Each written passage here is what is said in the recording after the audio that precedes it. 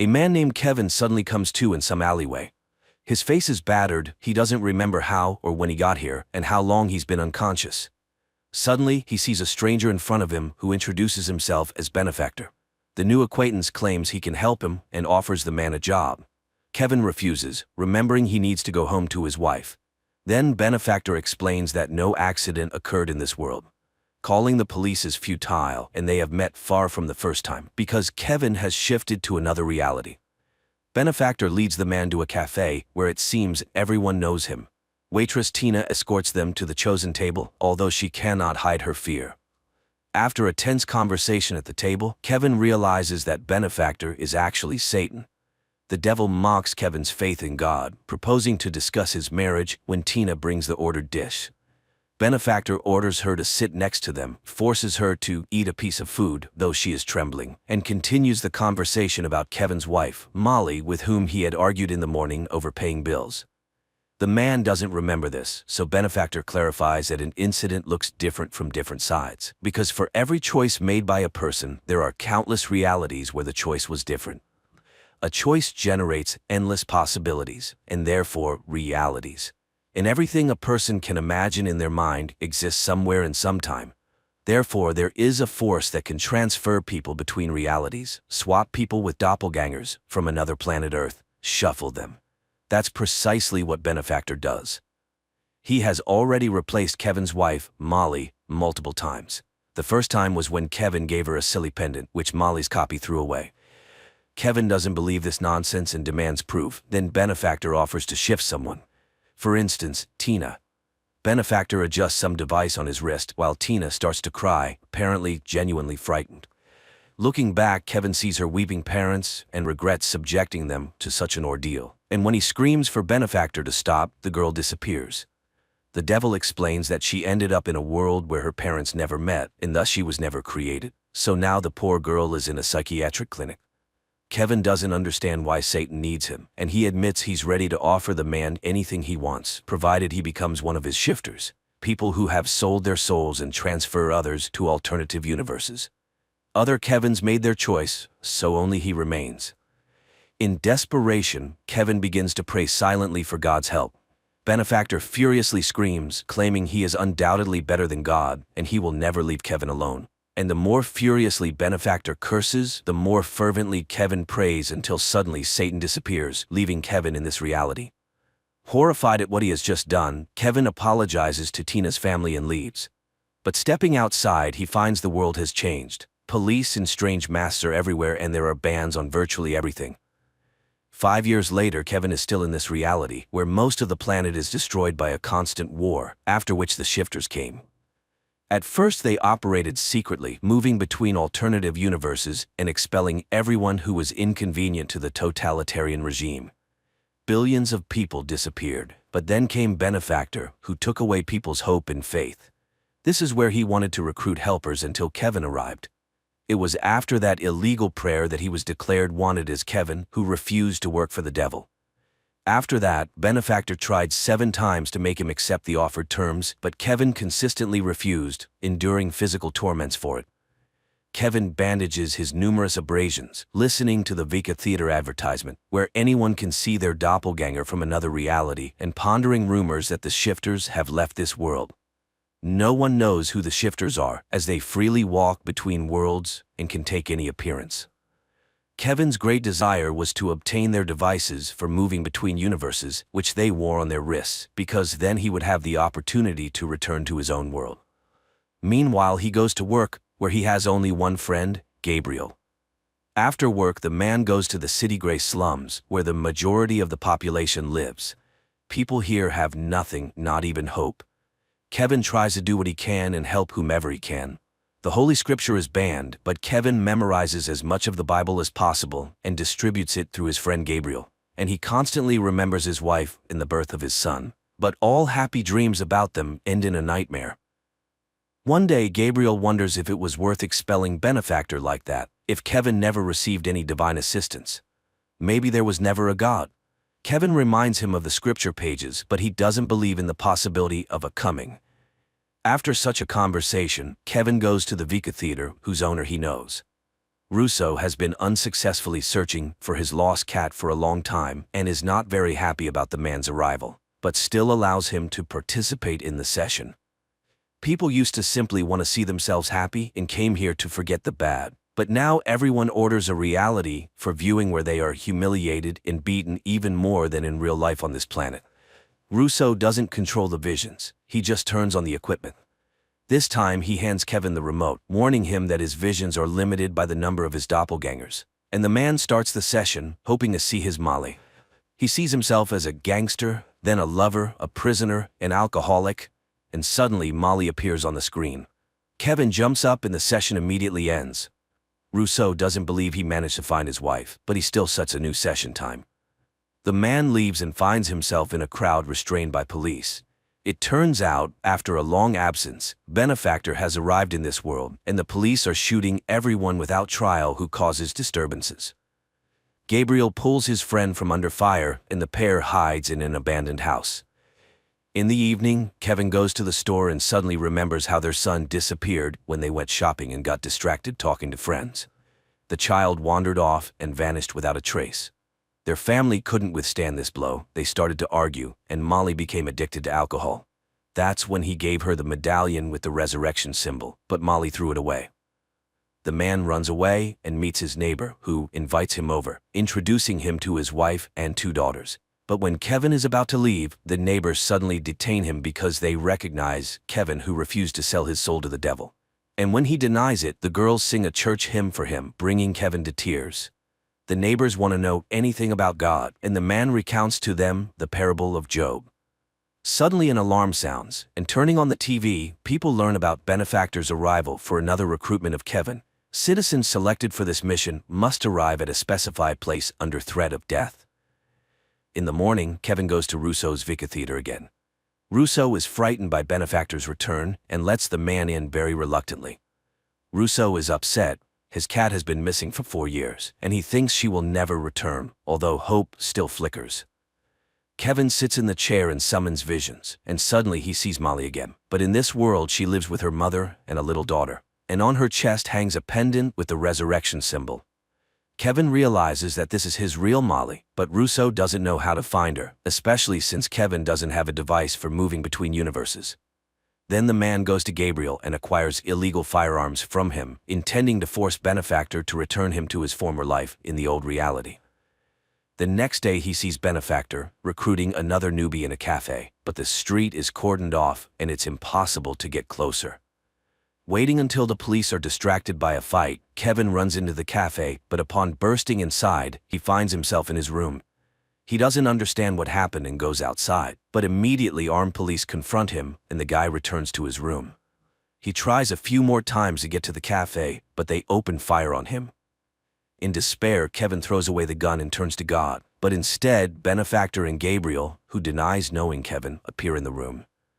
Satan mocks the foolish man who entrusts his writings to some coward.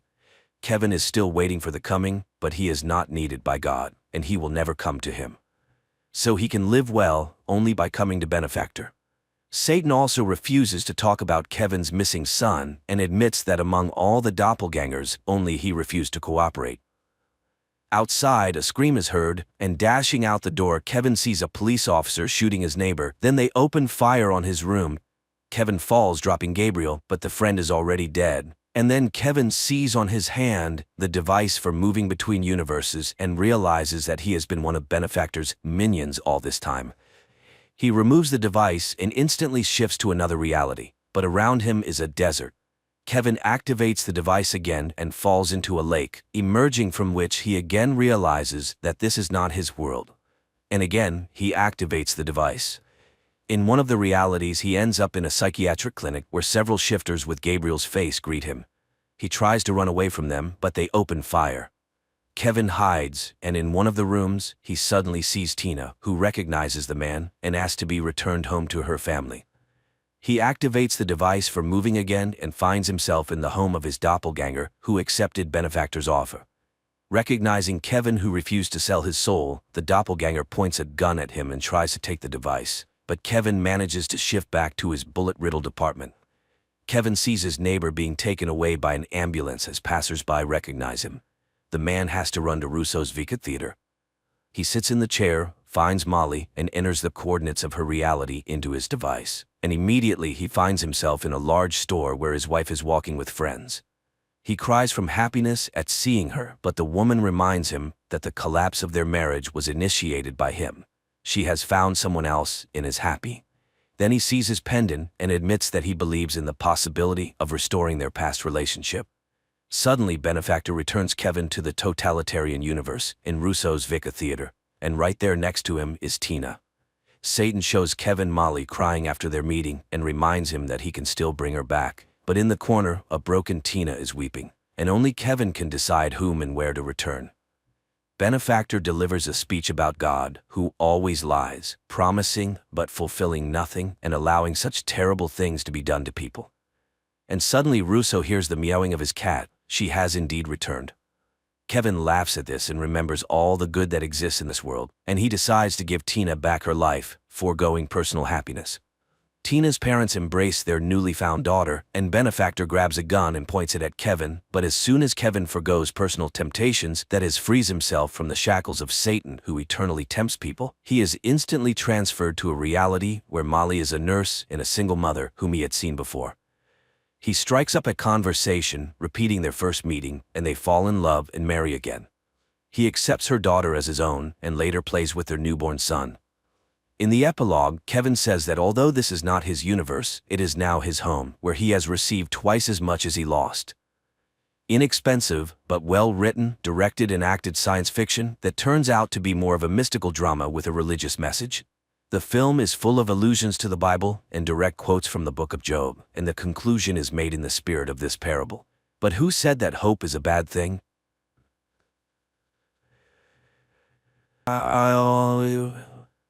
2157. A voiceover narrates, Earth has forgotten about wars and famine. Nature has revived. Medicine has conquered deadly diseases. Humanity is exploring unknown planets, entrusting the search for extraterrestrial life in deep space to students full of strength, courage, and a belief in goodness. A young man named Max embarks on another flight. Suddenly, his spacecraft is damaged by an asteroid and makes an emergency landing on an unknown planet. Max steps outside, and immediately his shuttle explodes, leaving him without communication. But he doesn't despair, and first of all, decides to explore. By all parameters, the planet resembles Earth, and the astronaut hopes to find help and maybe a communication system here. But an indigenous inhabitant captures him in the forest. To understand the language of this planet, Max inserts a translator capsule into his ear. The indigenous person, named Zeph, turns Max over to the authorities. They put a helmet on Max that can project a person's thoughts and memories onto a screen and begin the interrogation. At the same time, in a nearby room, Corporal Gaius is assigned to transport Max to the capital as a subconvoy. Here, Max senses a strange signal, and everyone around starts chanting the anthem of the guard. Later, they pass by a strange tower, which, according to Gaius, serves to protect against enemies. Suddenly, its base explodes, and the structure collapses onto the road. Gaius is trapped inside the car, but Max pulls the corporal out. It turns out that this act was carried out by the rebels, the main enemies of the supreme authority of the state. The two men reach the capital on foot. Meanwhile, the head of the Department of Special Research, known as the Wanderer, summons his subordinate named Fank and instructs him to deliver Max to the department. Fank takes Max away, while the Republic's prosecutor reports that the Wanderer has taken in a strange savage and instructs gathering all available information about it. Then it's time to activate the towers, and everyone prepares in their own way. The prosecutor enters the bathroom and clamps a special stick between his teeth. Meanwhile, Fank has a seizure, and while soldiers assist him, Max manages to escape from the vehicle. The shocked young man walks through the city, marveling at the unfamiliar and incomprehensible life. Meanwhile, the unknown fathers gather for a meeting, as they call the rulers of this planet. After a long walk, Max enters a local cafe where he stands up for a waitress who was insulted by one of the patrons. The grateful girl introduces herself as Rada. It turns out that she is the sister of Corporal Gaius. While escorting her home, Max gets into a brawl with a street gang and defeats them. Impressed, Rada takes him to her place. Later, Gaius returns home. Max starts asking questions about the workings of their world and quickly realizes that Rada and Gaius's minds are poisoned by propaganda and false information.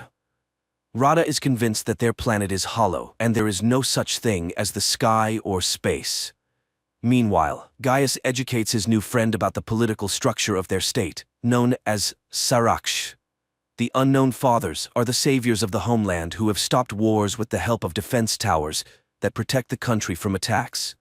Nobody knows the Unknown Fathers' true identities because they are not rulers, but public servants. At Max's request, Corporal recommends him for the guard.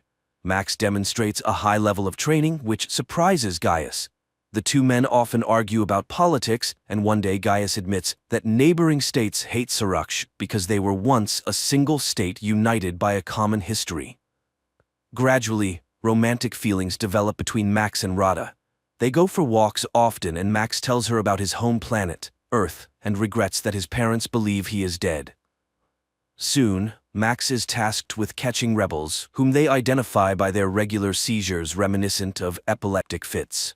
One of the rebels attacks the captain, and Max saves his life, after which the captain suddenly regrets catching them, as they are also human beings. Max reveals that he considered them something like savages. Later, Max attends interrogations and sees that the rebels are not terrorists, as the Unknown Fathers label them, but ordinary people with their ideals and beliefs. Max cannot come to terms with the cruelty of the interrogations and simply cannot believe that someone is paying the rebels to hate the government. Meanwhile, Fank reports to the Wanderer that he has found the savage, while Gaius and Max are summoned to the captain of the guard, who orders Max to execute the arrested rebels. Max leads the condemned to the execution site in the forest, but soon he returns to the commanding officer, drops his gear and weapons, as he has released the arrested rebels and walks away. Max begins to speak about the real and just order of the world that exists on Earth. In response, the captain shoots Max, and Gaius is ordered to write a report about the transfer. Meanwhile, the Unknown Fathers are discussing an attack on neighboring states. The prosecutor advocates for starting a war, and the Chief Father orders them to come up with a pretext, such as an attack on a tower. During this time, Max's body is recovered by the rebels. Among them is a doctor who is astonished because, according to all the rules, Max should have died. He reveals that the Unknown Fathers are a group of conspirators who have seized power and eliminated dissenters, thus diverting the population's attention from poverty and corruption. The towers are transmitters of special radiation that hypnotizes the impoverished people, although most of them do not notice it. The minority, which includes the rebels, experiences excruciating pain. The transmitters are activated twice a day across the country, causing people to go insane and die. Max is recognized as one of their own and taken for an operation to sabotage the tower, organized by the prosecutor through a traitor. Amid gunfire, Max makes his way to the transmitter and detonates it. However, the rebel squad perishes. Max seeks refuge in Rada's apartment, where he reveals everything he has learned about the towers. Gaius does not believe this and suggests that Max should return to his home and take Rada with him. But at that moment, the guards storm the apartment and arrest the men. Max is incarcerated in a prison, where he is recognized by the indigenous Zeph, who is also a rebel. Max tells Zeph about the tower's destruction and the loss of the rebel squad. Meanwhile, the Wanderer asks the prosecutor to hand over Max to him. The prosecutor, however, requests in return to halt the development of more precise transmitters, as he fears that his secret will be revealed since his reaction to the radiation is similar to that of the rebels, meaning he is also a dissenter. Later, Max and other death row inmates are sent to clear the southern borders of the remaining war robots. During this time, the prosecutor learns that Max is immune to the emitters. He decides to break the agreement with the Wanderer and orders Max to be brought to him. The next day, Max attempts to convey to the rebels the idea that they should not destroy the towers one by one but strike at the center, where the signal originates. Zeph becomes furious and explains that the towers are not for identifying dissenters. They are active continuously, not just twice a day. The radiation from the towers robs people of their ability to think critically. However, it makes them believe everything that newspapers, radio, teachers, and preachers say. People can be made to believe anything. Only the rebels understand this, as the radiation does not hypnotize them, but only inflicts agonizing pain. Zeph continues, there are mutants in the south who are also unaffected by the radiation. However, they have no dealings with humans. Just then, they hear the roar of an engine, and Zeph identifies it as a self-propelled tank, trying to kill them. Max sprints to the tank, climbs inside, and disables the automatic control system. He then informs his friends that he is heading south to find allies and destroy the towers. At the border, the military attempts to stop the tank, and among them, Max recognizes Gaius. Taking him captive, Max breaks through the barricades. On the way, Max tells Gaius about the true situation on this planet, and Gaius becomes convinced of his accuracy when, at the designated time, he is outside the tower's range and does not feel the radiation. Gaius gets angry upon realizing that he has been a puppet of the government all this time, but Max tries to calm him down and reminds him that there are 40 million people like him, and it is for them that he initiated this rebellion. During a stop, residents of the steppes, referred to as mutants, appear near the tank. They behave peacefully and offer food to the travelers. The guys proceed to the ruler of these lands, noting the poverty and destitution of the population. They are told that it is dangerous to live here after the last war, but these people are outcasts with nowhere else to go. Max suggests to their leader, the Duke, to start a rebellion against the unknown fathers, but the mutants are physically and morally too weak to help in the uprising. The mutants propose that the guys seek help from the island empire. However, to do that, they must pass through contaminated lands. So the Duke gifts them an old bomber and the guys take to the sky. During the flight, the bomber is exposed to the radiation from the towers, and Gaius becomes fanatically devoted to Max, obstructing him from piloting. Max struggles to maintain control, and the bomber collides with a tower. Gaius suddenly snaps out of his fanatic state with no recollection of what he had just done. However, their aircraft is shot down by the automated anti-aircraft defense system left over from the previous war. The downed bomber crashes into the sea, but Max and Gaius manage to escape and reach the shore. On the shore, they discover an abandoned submarine, and Max decides to go inside. At the same time, in the city, the prosecutor orders Rada to be brought to him, and his men snatch her off the street. He claims to be Max's friend and shows Rada a recording of his escape. However, she doesn't believe him and refuses to assist the prosecutor in his search for her beloved. Rada is thrown into prison. Meanwhile, Gaius, impatiently waiting for his friend, swims to the submarine where they discover evidence of horrifying experiments conducted on prisoners. The guys reach the control room and view video recordings of mass executions of Gaius's fellow countrymen by the representatives of the island empire whom they were seeking help from. Gaius is horrified by the fact that these monsters could invade his country. It becomes evident that forming an alliance with the empire is not an option. The guys return to the shore where they are met by a coastal patrol.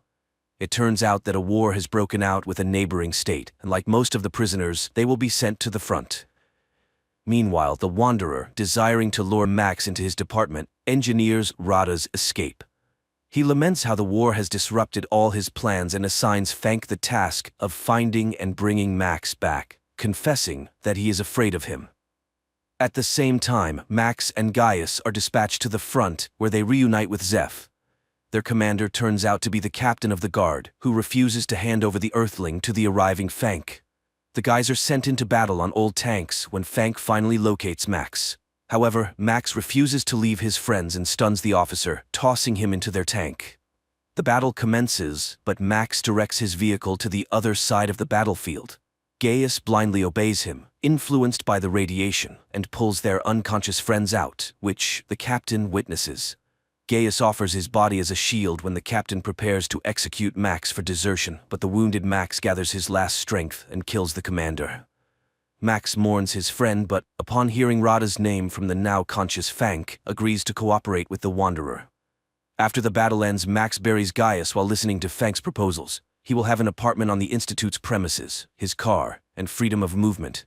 But he will only see Rada once he proves his loyalty to the state. Meanwhile, the prosecutor heads to the Wanderer's department where he deceitfully meets with Max. He proposes that Max overthrow the unknown fathers by providing the coordinates of the center that controls the tower system. Upon infiltrating the center, Max must activate special radiation, causing waves of depression, which will subdue all the people in the country, including the military. Then, Max must eliminate the unknown fathers. Afterward, he will become the ruler of the state and free Rada, who's in the Wanderer's hands. The prosecutor will serve as his advisor. Max takes Zeph with him and embarks on the mission. He arrives at the center and issues orders to his associates, instructing them to detonate the bomb in the trunk if he does not return. He easily gains access to the interior, but is halted by guards just before reaching the elevator. Max incapacitates them, but the men regain consciousness and pursue him. Max reaches the control center and activates the depression mode throughout the country. The Wanderer watches as people fall to the ground and rushes toward the control center. Meanwhile, Max returns to retrieve the bomb, places it inside the building, and triggers it. Then, he leaves the site of the impending explosion. The Wanderer initiates a pursuit of Max and, catching up with him, engages in a confrontation. At that moment, a powerful explosion resounds, destroying the main transmitter. People on the streets begin to regain their senses and sobriety as Max rushes to find Rada and locates her in a cryo chamber. He carries the girl outside, but the Wanderer blocks his path. It is then revealed that he is, in fact, an employee of Galactic Security from Earth who arrived on the planet 20 years ago to assist it. Now, chaos erupts on the streets, leading to a power struggle in which many people will perish. In his rage, the Wanderer beats up a foolish student who destroyed the fruits of his labor. Forgetting about economics and inflation, the state faces famine and invasion from neighboring countries. Max starts to resist and, in turn, accuses the Wanderer of allowing the construction of the towers and the enslavement of the local population. However, the Wanderer reminds him of the laws of history, where all rational beings go through the experience of wars and enslavement. This planet is no exception. It is at this point that Max declares that he is now home. As long as he is alive, he will fight against inflation, hunger, and wars, and will not allow the establishment of yet another society based on slavery. Rada comes to Max, and as they stand together, the Wanderer smiles.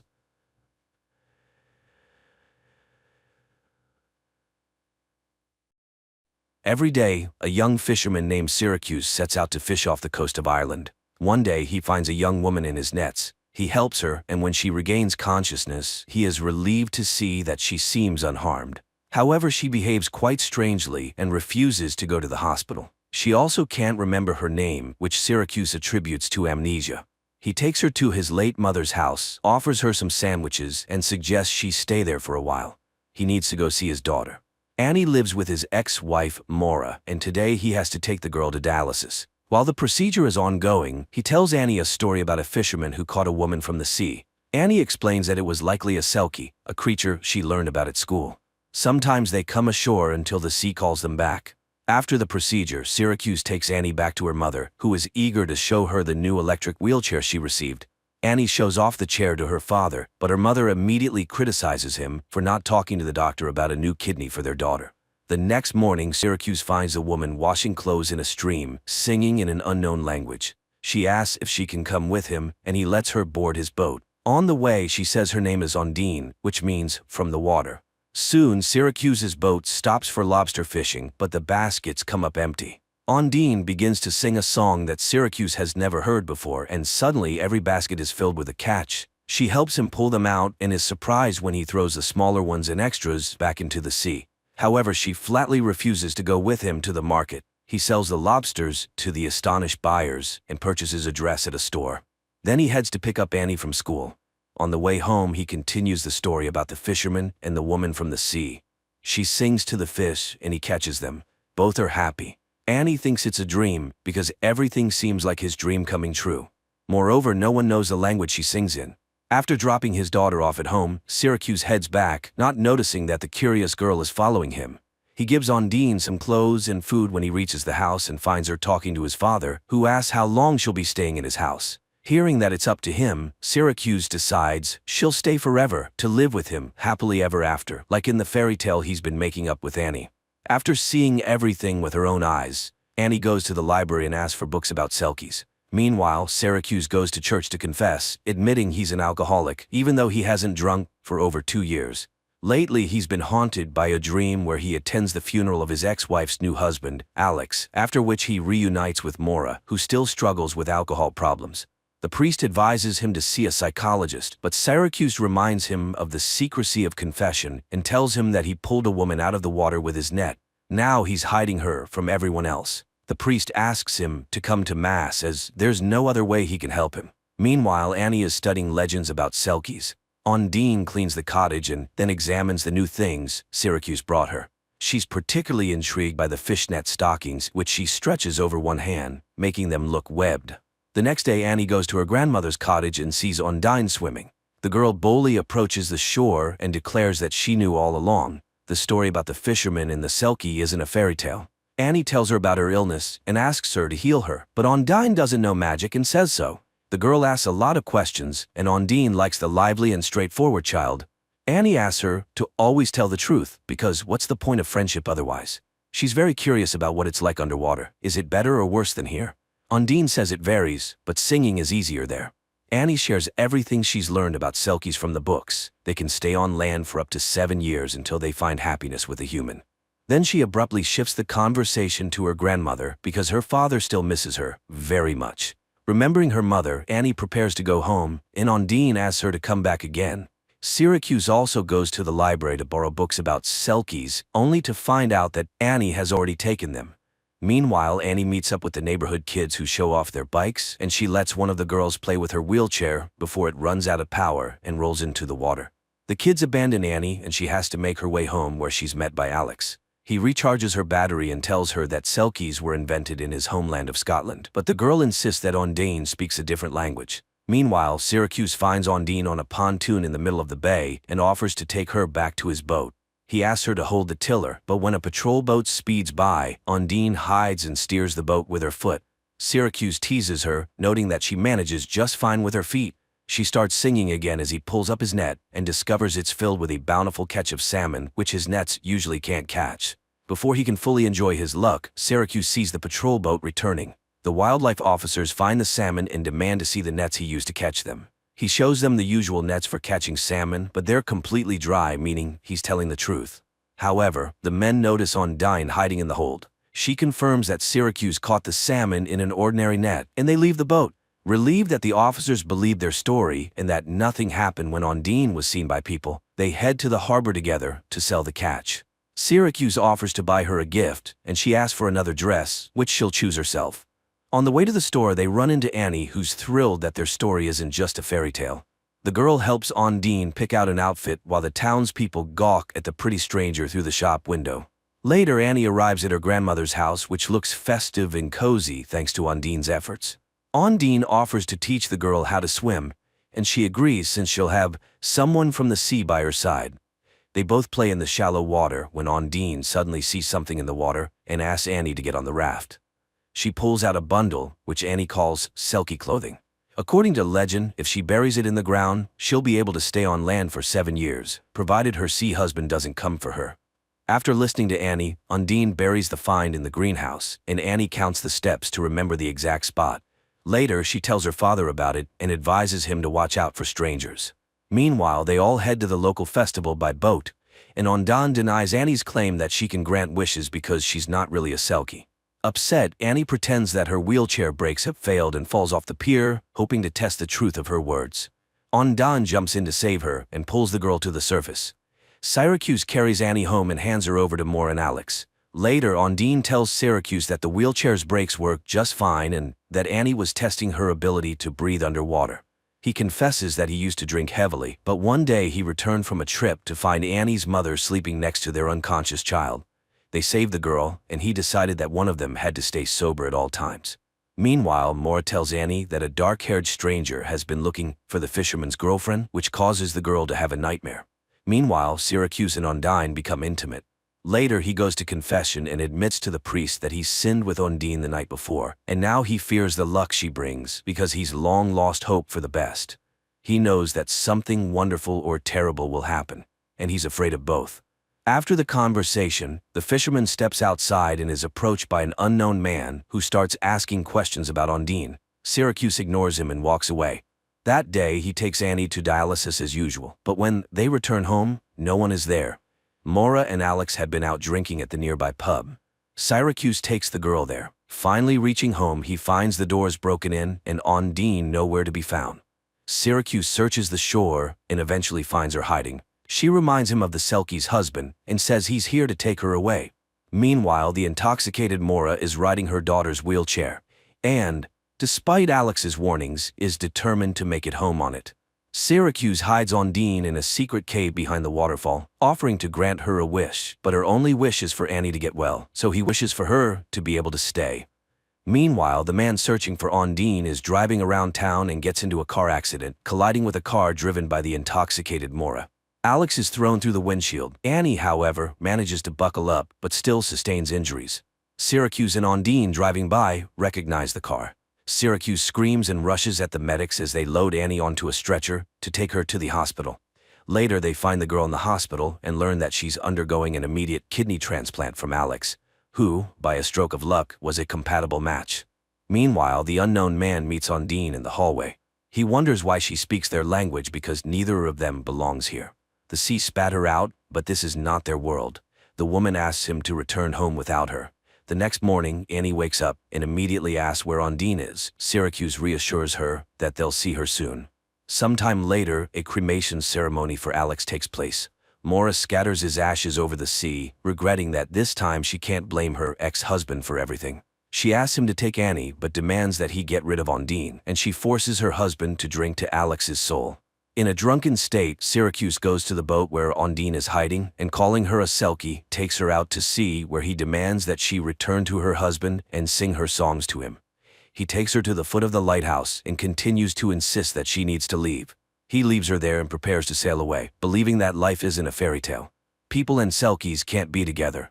Ondine asks for a chance to say goodbye to Annie, but he sails away.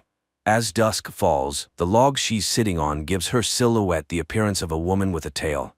Waiting for nightfall, she jumps into the sea. In the morning, the priest wakes up a depressed Syracuse, who realizes he's made a big mistake. He brings Annie from the hospital to his home. The girl comforts him, saying that Ondine will come back because she left something here. Later, Annie watches TV, where the Icelandic band Sigur Rós is performing, and suddenly Syracuse recognizes the words. He realizes that Ondine was an ordinary woman and rushes to the lighthouse. At first, he can't find her anywhere and runs along the shore, shouting, but soon he sees a fire where Ondine is warming herself. At first, she says she's a sea creature who found her magical clothes and buried them so she could stay forever with the family she loves. But Syracuse demands the truth, and then Ondine admits that she was a courier delivering illegal substances from Romania. She was in a boat with a backpack full of substances when the police closed in. Her guard threw her into the water because he couldn't swim. She swam until she couldn't anymore, and then she drowned. But she got caught in Syracuse's net. The girl tells him her real name, Ioana. The fisherman takes her home where criminals are already waiting, having taken Annie hostage. Syracuse tries to fight them off, but he can't handle two armed men.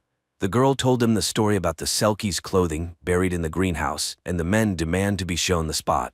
Everyone heads to the greenhouse to dig up the goods, but they find nothing because Annie has hidden the Selkie's clothing elsewhere. Ondine promises to stay with Annie, and she admits that she hid the package in the lobster crate. Everyone heads to the boat, but when the criminals lift the basket, Annie reminds Ondine that she's a Selkie, and they are not. Ondine throws one of the villains overboard. He drowns while Syracuse throws the other Romanian into the water, disarming him. The arriving police arrest the criminal along with Ondine, who faces deportation unless she gains citizenship, or she could get married. Later, Annie goes to confession and says that her father's getting married soon, even though she wasn't a real Selkie. But you can't marry a seal, can you? In the final scenes, a girl in a white dress and a fisherman in a suit sail off on their boat for a honeymoon, bringing to life the fairy tale about the happiness of a human in a Selkie. That's where the movie ends.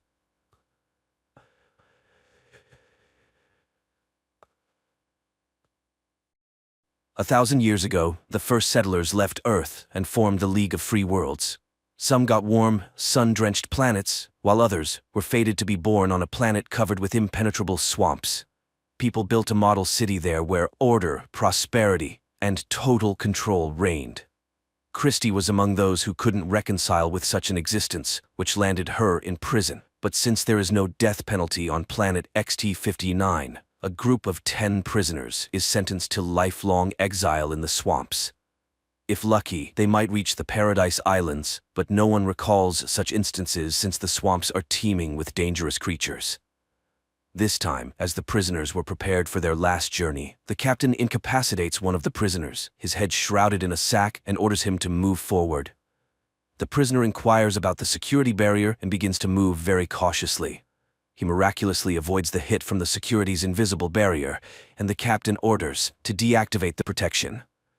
Then, the captain reads the sentence and removes the sack from the prisoner's head, followed by an order to give the prisoners a metal box with supplies. They have an hour to set off, or the guards will kill them on the spot. One of the women goes into hysteria, claiming she's a tourist and innocent. She tries to run, but Christie catches and calms the unfortunate woman. The prisoner, freed from the sack, suggests that people introduce themselves. He is Irwin, but the initiative is intercepted by the formidable-looking Youst, nicknamed the Polar Wolf, who knows these swamps well as it's not his first exile.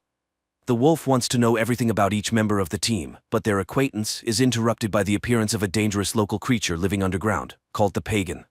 The creature senses vibration and moves towards it, dragging its prey underground. Christie declares that she intends to only listen to Irwin. Youst reminds her of his superiority, to which Irwin proposes to divide the supplies and opens the box.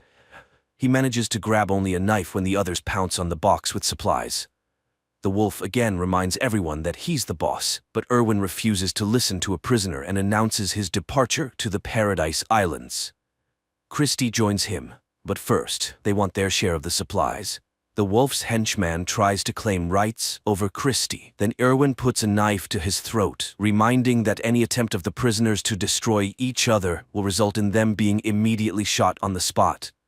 So, the wolf has no choice but to give the pair their share of supplies. Additionally, Irwin requests the metal box itself in exchange for a portion of food, and the wolf agrees to give it away. The wolf orders his group to prepare for the journey when Christie asks Irwin to help the helpless tourist. But he refuses. That woman is already dead, even though she doesn't know it. Irwin explains to Christie that she should go first because she is lighter than him, and he will be able to pull her out if she falls into the swamp. At that time, a voice from the fortress commands the prisoners to lave the shore. The wolf leads his team forward. Irwin and Christie tie a heavy box with ropes and also set off. Suddenly, a shot is fired from the fortress. People hide behind the rocks, and Irwin realizes that he was the intended target. He forces Christie to crawl out of the dangerous square. Along the way, the girl notices small, crawling creatures, but Irwin assures her of their harmlessness, suggesting they could be their food, which disgusts Christie. Soon, the pair reach a relatively safe place and confirm that Wolf's team is following their trail.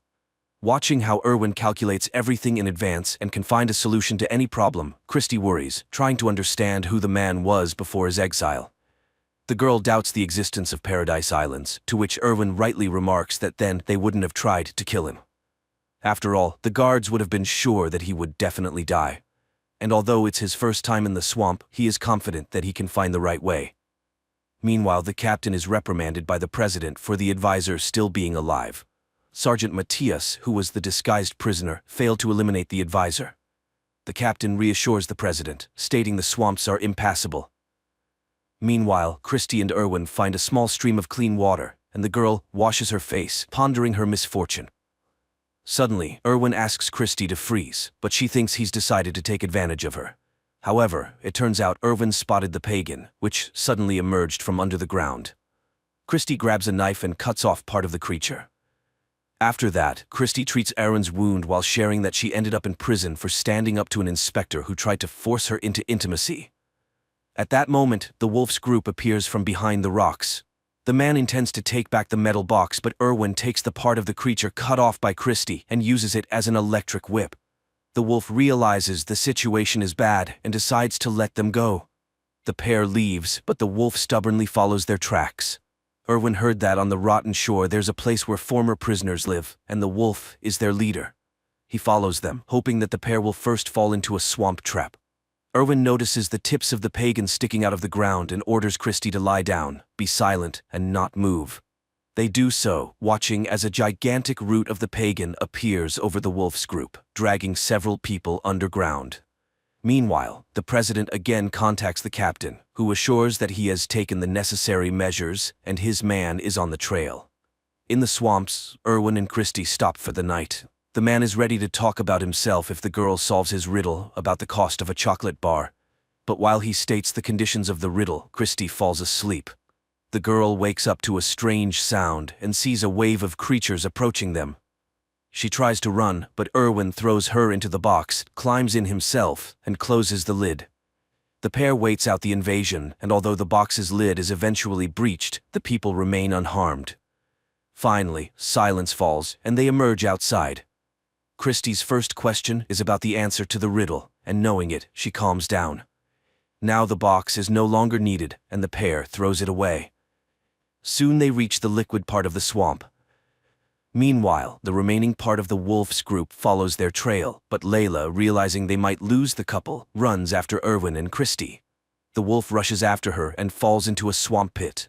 Here Layla slips up, saying that Erwin is a former presidential advisor and knows best how to act. Nevertheless, one of the prisoners, Jan, helps the wolf out. In the evening, Erwin sets up camp, forces Christie to eat raw tadpoles, and confesses that he was the president's advisor, but his conscience tormented him. He collected a lot of different information and wanted to tell the public about it. The authorities realized they couldn't get rid of him quietly and sent him to the swamps. But he managed to launch a virus into the control system, which can only be turned off knowing the code. And only he has the code. So, after the system's collapse, free people will be able to build their new free city management system. Christie reminds him that then they will definitely be looking for him, but the man is confident that by that time, they will already be on the islands. Meanwhile, in the city, the system begins to collapse. The communications satellites fail first. In the morning, Layla and those who left the wolf encounter wild people on their way. Hearing their screams, Christie curses whoever invented this method of punishment. Erwin admits that he did it because he thought it was humane. Christie breaks down and berates Erwin, urging him to burn himself so no one can learn his code. He starts screaming, calling the savages to fight to die, but no one comes out. Then Christie confesses that she was offered freedom for his death. Meanwhile, the wolf finds those hiding among the rocks of his group. To save herself, Layla tells about the offer she received to kill the advisor, after which a ship will fly for her. The wolf orders to find the sensor on her body. The girl runs away and dies in the web of a dangerous swamp fungus. Seeing that their spy is dead, the captain arms Sergeant Matthias and sends him on the advisor's trail. Meanwhile, another man from the wolf's group dies, and then Jan catches up with the couple, and distracted by him, Erwin falls into a trap to the wolf, who intends to exchange the advisor for freedom. Erwin, tied up, tries to persuade Christie to run, but she suddenly kisses him. The wolf forces Erwin to stand, but he mocks the prisoner, and the wolf has to carry Erwin on his back.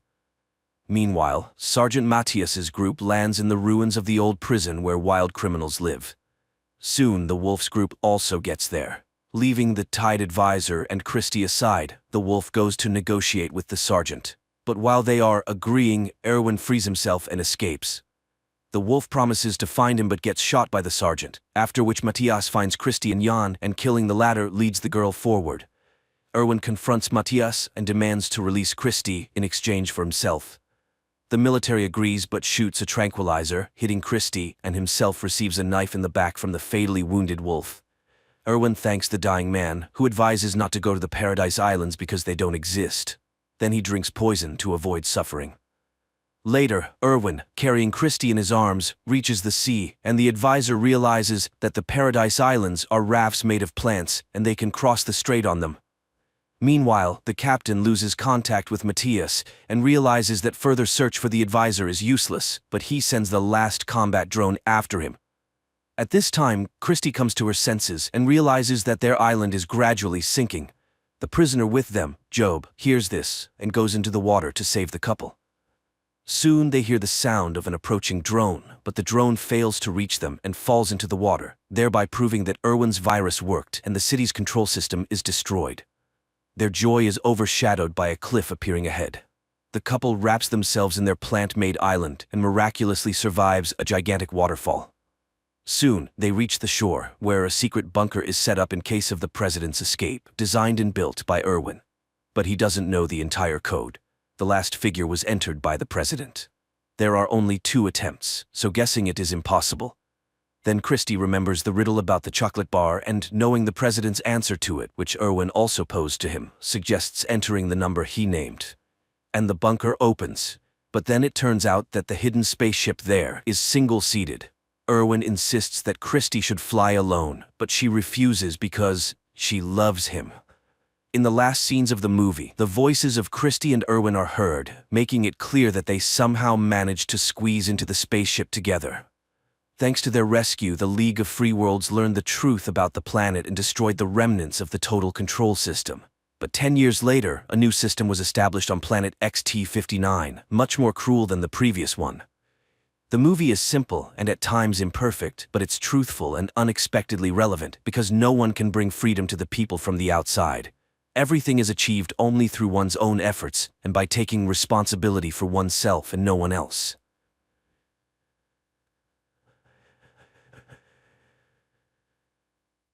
At the beginning of the movie, we see an experienced fisherman heading out to sea. Like thousands of times before, he casts his net from the boat, but something goes wrong and the net gets caught on something on the ocean floor. The fisherman dives down, but he can't make it back to the surface as a huge school of fish surrounds him. Charlie, a lighthouse keeper, calls her colleagues in Germany to discuss current affairs. She's interrupted by a signal on her monitor and rushes off to investigate. Charlie has to swim to the duty boy to dive into the water and retrieve a sensor that somehow got tangled up in fishing nets. Strange things are also happening in Canada. Leon, a young whale researcher, is called to Vancouver's City Beach, where a giant killer whale washed up a couple of hours ago. After examining the animal, he heads to the fishing dock to find out who among the poachers caused serious cuts to the killer whale. An old fisherman takes Leon to his boat and shows him the bitten side of the vessel which was used to try and overturn the killer whale. Leon doesn't believe this story, but the man is sure that the fisherman wouldn't lie to him and that they had to destroy the whale to save themselves. Charlie and her new friend launch a repaired sensor into the ocean, tasked with tracking marine animal population.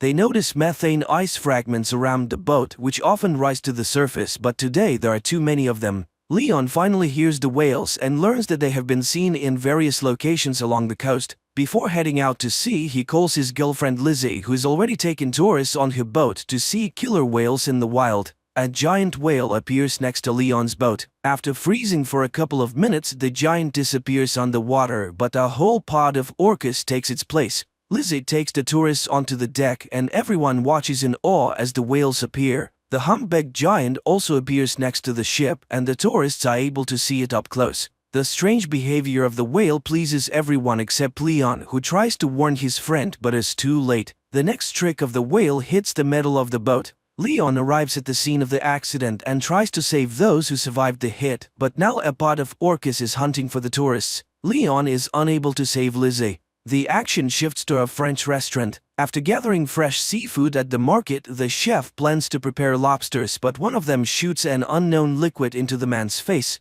After wiping his face, the chef continues working, but by evening he and two other cooks begin to feel ill.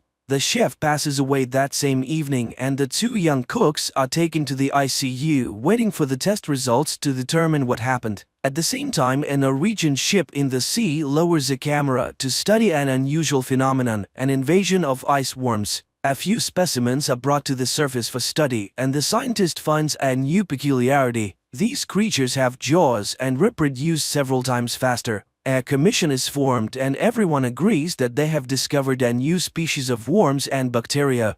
Leon talks to the owner of a fishing boat who is also a witness to the humpback whales attacking other boats the day before. In addition, Leon is shown another anomaly. The bottom of the ship that returned from the sea is covered with a thick layer of mollusks which has never been seen before. A group of scientists launches a sampler onto the seafloor to check the soil where worms were found, but due to a methane leak, an explosion occurs. The ship manages to survive, but the team is greatly frightened. The scientists are not only scared of the mistake during the operation, but also the results of the test. In addition to the worms on the seafloor, there are bacteria that eat ice and can reach the very bottom. Jess records a video message to Charlie when something strange suddenly happens and alarming readings appear on the monitors. The water under the ship starts boiling and something pulls it down into the depths.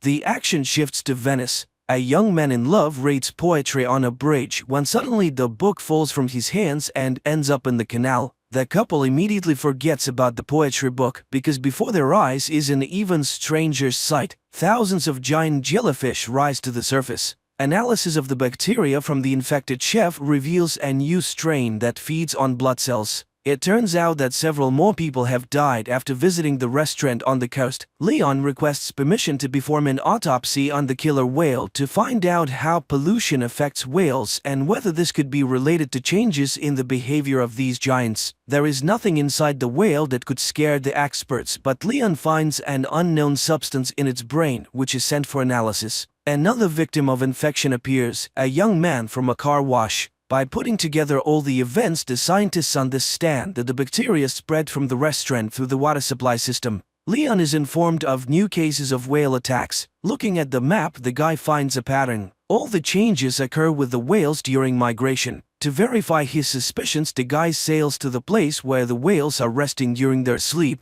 The dive almost ends in tragedy, but Leon manages to install a camera on one of the whales and get out. Sigurd finds out that the Japanese have also found the worms, but they are not in a hurry to report it to the world.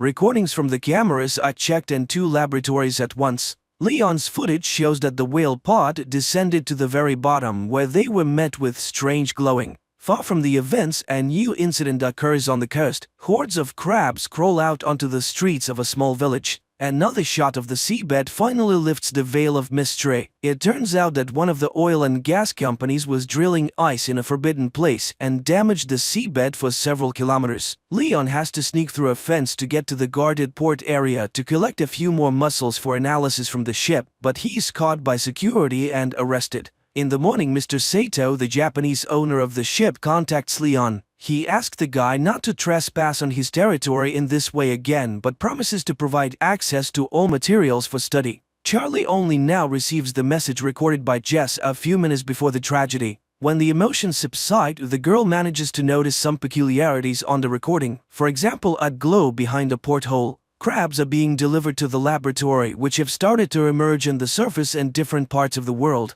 As expected, they too are filled with a strange substance that absorbs blood cells at an incredible speed. Charlie is reviewing the video repeatedly, not understanding what else is wrong with it. Finally, the girl's hearing catches a sound that is very similar to the sound from the deep-sea recording. The girl contacts the laboratory and shows them a part of the recording that caught her attention. But her stern boss, Katarina, rejects all the scientists' ideas, considering the sound on different recordings to be just random noise. She orders Charlie to finish up the work and shut down the station for the winter without coming up with incredible theories. But after cooling down and carefully considering Charlie's words, Katarina still decides to test this hypothesis, and a helicopter with a group of scientists and a deep water device arrives on the island. The device is delivered to the island by Sigurd, and after handing it over to Charlie, he's about to leave. But at the same time, emergency messages come to the scientists on the mainland. They are only able to reach Sigurd and inform him that a terrifying tsunami is approaching the coast.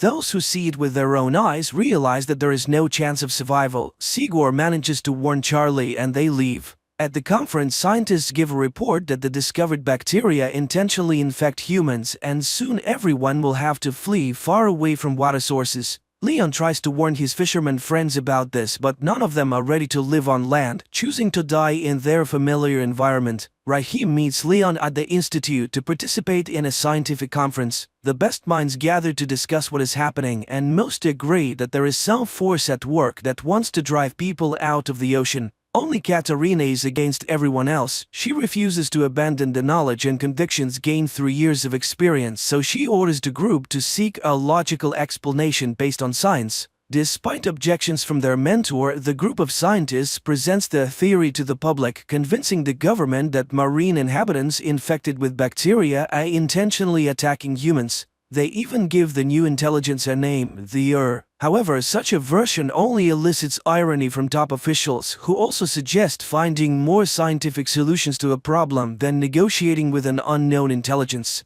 Astrophysicist Samantha Grove comes to the scientists' aid. Unlike politicians, she carefully studied the report and agrees that the strange sound on different recordings has all the characteristics of an unfamiliar world language. In addition, her team managed to capture the exact same signal from Antarctica. Another influential person, Japanese Mifuno, also believes in Sigurd's theory and agrees to finance his venture, hoping it will help to save the world. Sigurd assembles the team and informs them of the start of the mission. He suggests everyone think carefully and assess the risks, and those willing to go all the way will be waiting for an expedition to the Arctic in 48 hours. The scientists go home to say goodbye to their loved ones and warn them of their departure. The relatives of many try to persuade them to stay, but everyone understands that this is their last chance to fix something. According to scientists' calculations, the largest accumulation of intelligent bacteria is located in one of the valleys in Antarctica, where they could have lived for millions of years prior. The company is preparing to establish contact, and everyone is playing their role while giving interviews to a young journalist.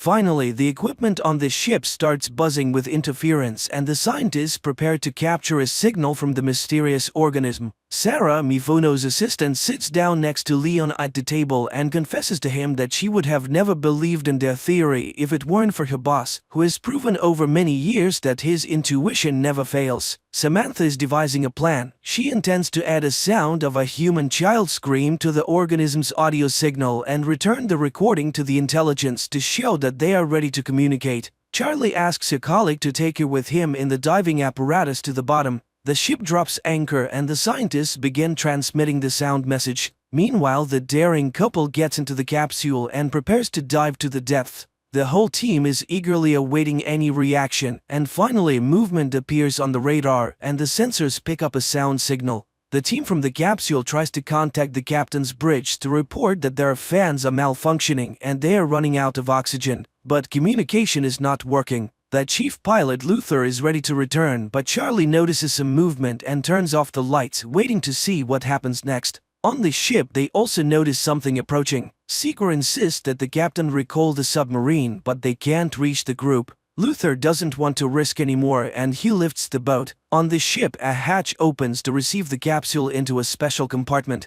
Charlie notices a strange glow appearing around them at that moment, but she doesn't tell anyone about it. Meanwhile, Samantha reports that they have managed to establish contact. The sound signal has returned and the child's cry has been altered as a sign that the bacteria understood the message from humans. Dr. Chase is looking for a way to cure those who have already been infected by the bacteria. Luther tells the journalist that he saw nothing at the depth, and everything Charlie saw was probably a figment of her imagination, just like the whole idea of intelligence. Nevertheless, Samantha tries to decipher the messages to assemble them into a response signal that the intelligence will understand. While staying in the compartment with the capsule, the journalist notices a glow in the pool. The lights on the ship go out and interference begins. When everything is restored, the captain sees the journalist's body fallen on the monitor. Chase tries to save the girl, and on her lips she notices a liquid resembling cerebrospinal fluid. Samantha tells the team and the captain that during the voltage surge there was a signal surge and it was so low that no one heard it. But most importantly, in the opinion of the astrophysicist, it originated from inside the ship.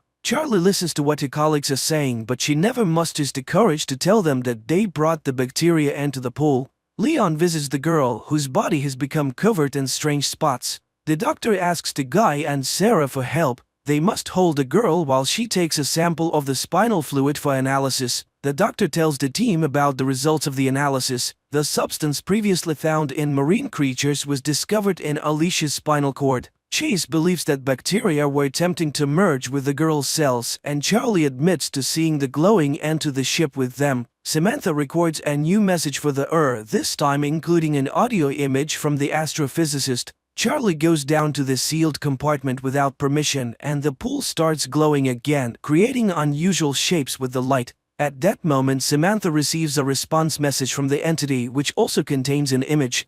Mr. Mifuno's helicopter lands on the ship as he wants to be present for the opening. Sigor shows him the recording from the pool cameras and the image sent in response to Samantha's message. According to the astrophysicist, they have an image of the super ocean that surrounded a supercontinent millions of years ago. According to the scientists, the reminded them that they were, are, and will be on Earth much longer than humans, and all they want is for the oceans to be left alone and not destroyed. But there is good news. Since the entity is responding to messages, the team has a chance to negotiate and reach a ceasefire. In the meantime, Chase devises a drug that can destroy bacteria that consume blood cells. This news creates disagreement within the team. Mifuno plans to test the substance in the pool and if it works, completely destroy the Sigurd disagrees with this, at least until they confirm that they cannot negotiate with the Chase tries to take the middle ground and suggests trying the drug in the pool but not rushing to launch it into the open ocean. Everyone gathers to watch the experiment. Chase launches the drug into the water, which immediately begins to rise, emitting a terrible scream that shatters the glass. The captain is informed that nothing is working on the ship and they are simply drifting in the waters of Antarctica. But worse, the ship is surrounded by icebergs. The vessel collides with an iceberg, but unexpectedly a blue glow takes it somewhere else. The captain orders the engines to be started to break free from the control of the He also doesn't understand why they don't pour all the drug they have on board into the water. But Sigurd tries to explain to the captain that everything that happened now is the price for his thoughtless experiment in the pool, and no one in the world will manufacture enough of the substance to destroy worldwide. The only way out is to make a truce. While the team is deciding how to negotiate with the entity traps the ship between the icebergs. Charlie hurries to the capsule to descend and deliver Luther's body to as a sign of complete obedience. Once at depth, Charlie changes her plan. She injects leukocytes into her heart that can merge with and opens the capsule door. The body falls under the control of and the icebergs release the ship while billions of lights envelop the girl underwater. Later, Charlie brings the ship to a deserted island. It opens its eyes and looks at the sky with glowing blue eyes. The series ends here. Please write in the comments what you think about this series.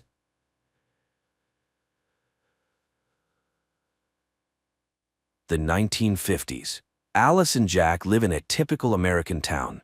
They hang out with friends, have fun, drive around, and love each other.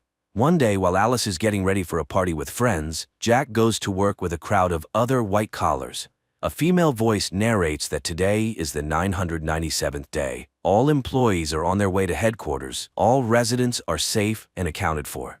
Ladies are wished a good day, and Alice starts her household chores. Then she goes to her dance classes, like all the exemplary wives in town. The instructor, Shelley, reminds them, beauty is in control and grace is in symmetry. After the class, Alice returns home, chats with her neighbor Bonnie, who constantly scolds her children, and goes to take down the dried laundry. A catchy tune constantly plays in Alice's head, and she hums it. Suddenly, she notices another neighbor, Margaret, standing in front of her house, oblivious to her surroundings. Alice starts cooking, but one egg arouses her suspicion. She squeezes it in her hand and the egg turns out to be empty. She crushes the rest, they're all hollow. This activity is interrupted by burnt meat.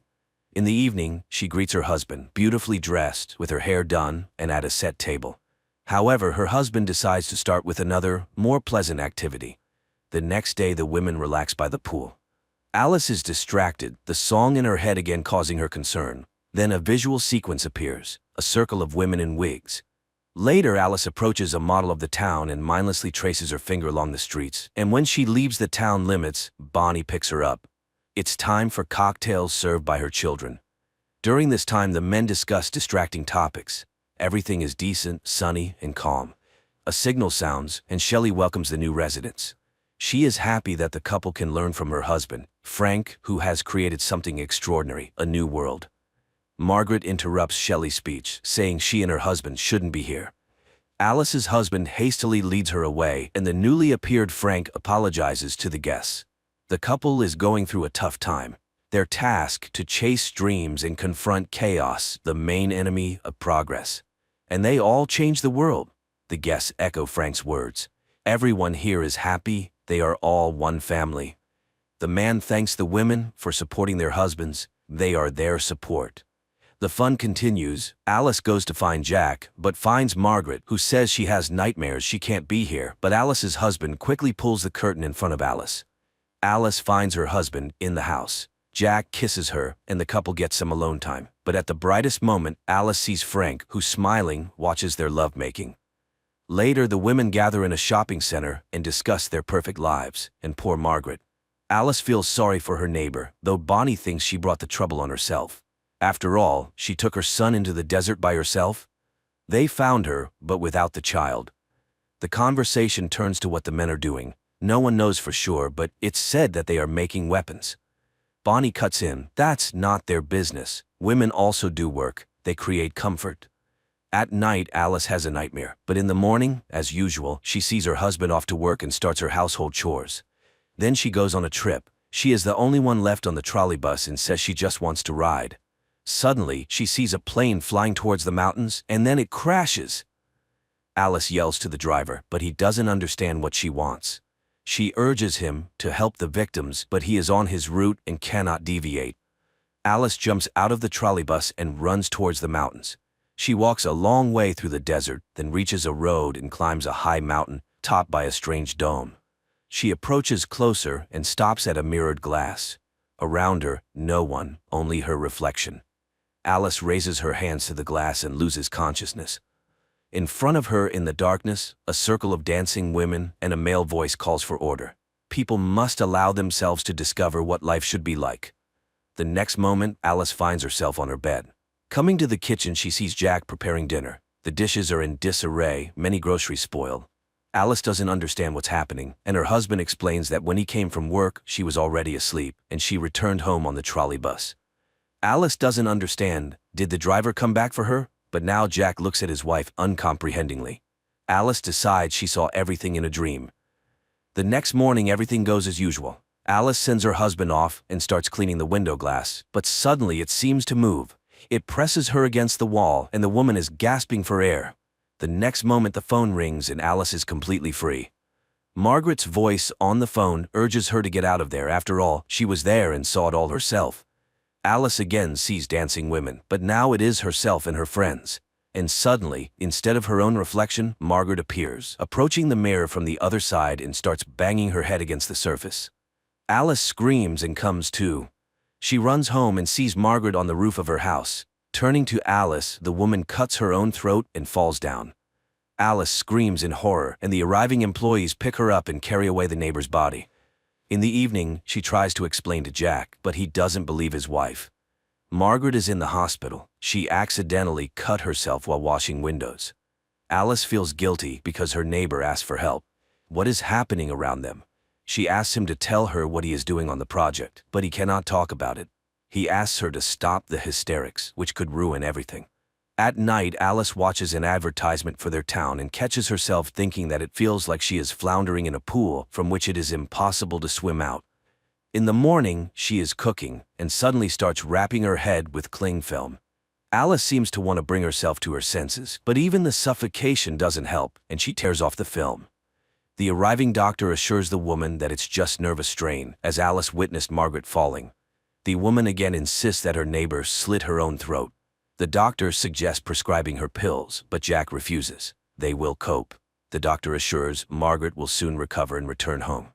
He leaves, forgetting his briefcase, from which Alice manages to pull out a folder with Margaret's personal file. But all the text is smeared, unreadable.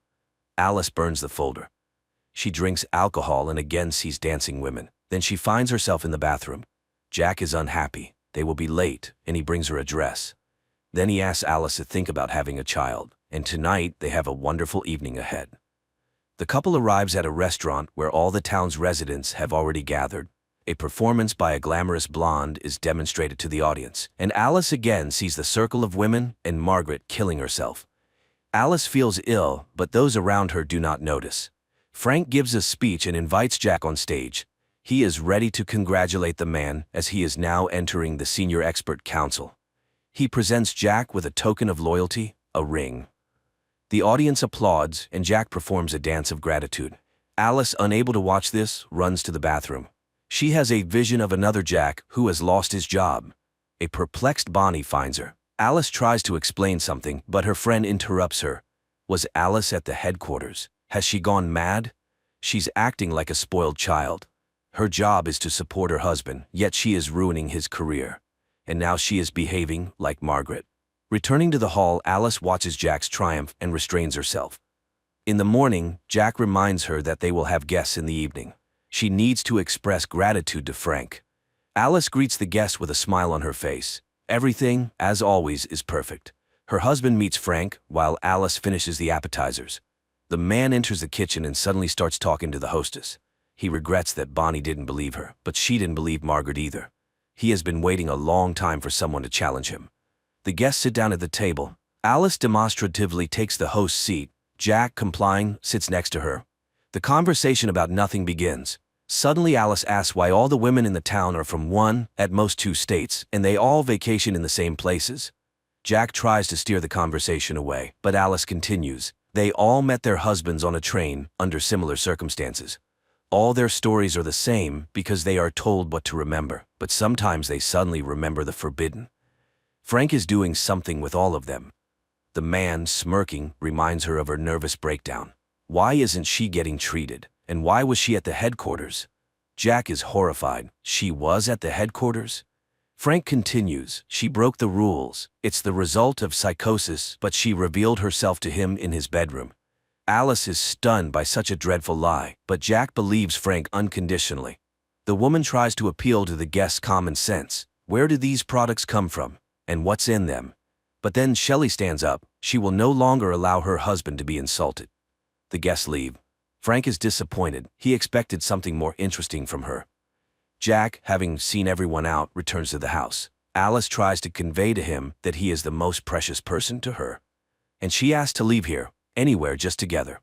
And Jack agrees. They leave the house and get into the car, and then the husband apologizes to his wife, but in the next moment employees pull her out of the car and carry her into the darkness. Alice finds herself on an operating table. Visions with her husband pass by. A doctor in a mask leans over her, in which she recognizes herself. In the next moment, Dr. Alice finishes the operation and goes home, where her unemployed husband meets her.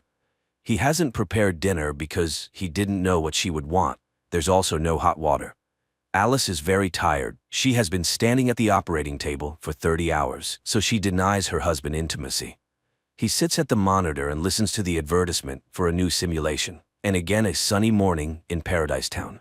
Alice returns to her surroundings. An enthusiastic Bonnie meets her and shares the latest news. Alice hugs her children and does not notice her friend's worried look. Her husband goes to work. Alice does household chores, dances, and swims. And she meets her husband. She takes the roast out of the oven while Jack picks a record, humming a song that seems to wake Alice up.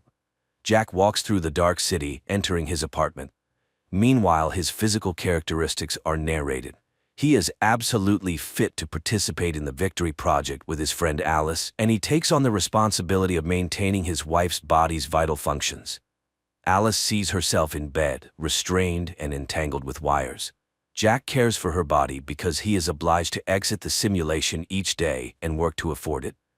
The man lies down next to her and hums the song that Alice is hearing now. She realizes he has deprived her of real life, but the man did this to save her from constant work. Frank created this world so they could live as they wanted. He works like a damn soul for this, but she is happy. But what about the others? So they really are hostages. Jack hugs her, but Alice hits him on the head. The next moment, Bonnie finds her. Jack is dead, and she immediately reports it to Frank. Bonnie confesses that she knows everything about the simulation. She chose this life herself because here she can be with her children, who are alive. But other women know nothing. Alice must run, or they will kill her. The woman steps out into the yard, goes to Jack's car, and drives into the desert. Employees chase after her. Cars catch up with her, but Alice, making a maneuver, causes a collision in which a doctor dies. Her pursuers continue the chase. Frank is informed of the incident. He orders the woman to be captured at all costs. In the next moment, Shelley stabs him with a knife. He is a fool and has botched everything. Alice races towards the mountain, but near the summit, her car stalls. She continues on foot. Employees pursue her, and there ahead, the dome. The woman approaches it, her pursuers just steps behind her, and suddenly feels her husband's hands on her shoulders, asking her not to leave him. Shelley reaches out. A strike. Darkness. Visions of the perfect life in victory. And a sigh from a woman waking up in reality. That case when it's hard to take someone's side. The husband deprived his wife of reality with good intentions to make her happy, and probably many would want to escape into the simulation from everyday problems. But can you make someone happy against their will?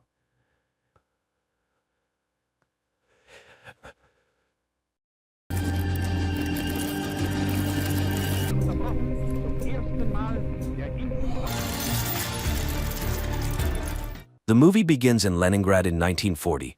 A young woman named Anya works as a seamstress in a factory where a young machinist, Vasily, who is very serious, notices her and even asks her to introduce him to her only relative, her brother Peter. However, Anya asks for a little more time, and the young man agrees to wait until the next day. But as the girl leaves for her lunch break, he quietly follows her, admiring her. Anya walks down the street, looking at a dirigible hovering above, from which German journalists are filming the city below. At this moment, a tram driven by Peter pulls up to an intersection. Suddenly, Anya realizes that a fast-moving truck is about to crash into the tram, and her brother will likely perish. Frozen in fear, she suddenly emits light waves that lift the truck into the air and throw it away from the intersection. The tram's windows shatter, injuring people, but a major accident is averted. This entire incident is captured on film by the journalists in the dirigible. As the shocked people try to recover, Peter jumps out of the tram, grabs Anya, and quickly takes her away. The girl regains consciousness in their shared room. Peter packs their belongings, urging his sister to flee Leningrad, although she is reluctant since they have already had to move several times due to her supernatural abilities manifesting at the most inappropriate times and attracting the attention of the authorities. Peter asks her to control her powers, but Anya is unable to master them as they are beyond her control. At that moment, representatives of the People's Commissariat for Internal Affairs burst into the room and arrest the siblings. An investigator named Ivan arrives at the scene. He interviews the victims, and one of the women recalls the strange girl standing at the crossroad. Back at the office, Ivan begins interrogating Anya, but she cannot provide any concrete information. She insists it was just an unfortunate accident, and then Ivan shows her photos from their previous residences where strange incidents and destruction occurred, prompting the siblings to move hastily. The investigator is willing to believe she is not a criminal, especially since he has also witnessed something very strange in his life. However, Ivan is unable to elaborate as his superior, Petrov, who turns out to be his father-in-law, takes Anya and leads her to the secret facilities managed by Professor Ilinsky. The scientist welcomes the girl, explaining that she is special and now they will study her abilities. However, Anya refuses to cooperate until she sees her brother, and Ilinsky promises to arrange a meeting for them. Meanwhile, Ivan cannot calm down, although Petrov, who is also his father-in-law, demands he forget the incident and focus on other matters. He had already barely managed to suppress his absurd report about an incident in Madrid. Returning home, Ivan tries to tell everything to his wife Vera, but she asks him to take a vacation and forget everything that happened. The action shifts to 1936. A group of Soviet soldiers, including Ivan, engages in battle with Spanish fascists in Madrid. Suddenly, a man in a strict coat and hat, wearing a strange mask, appears before them.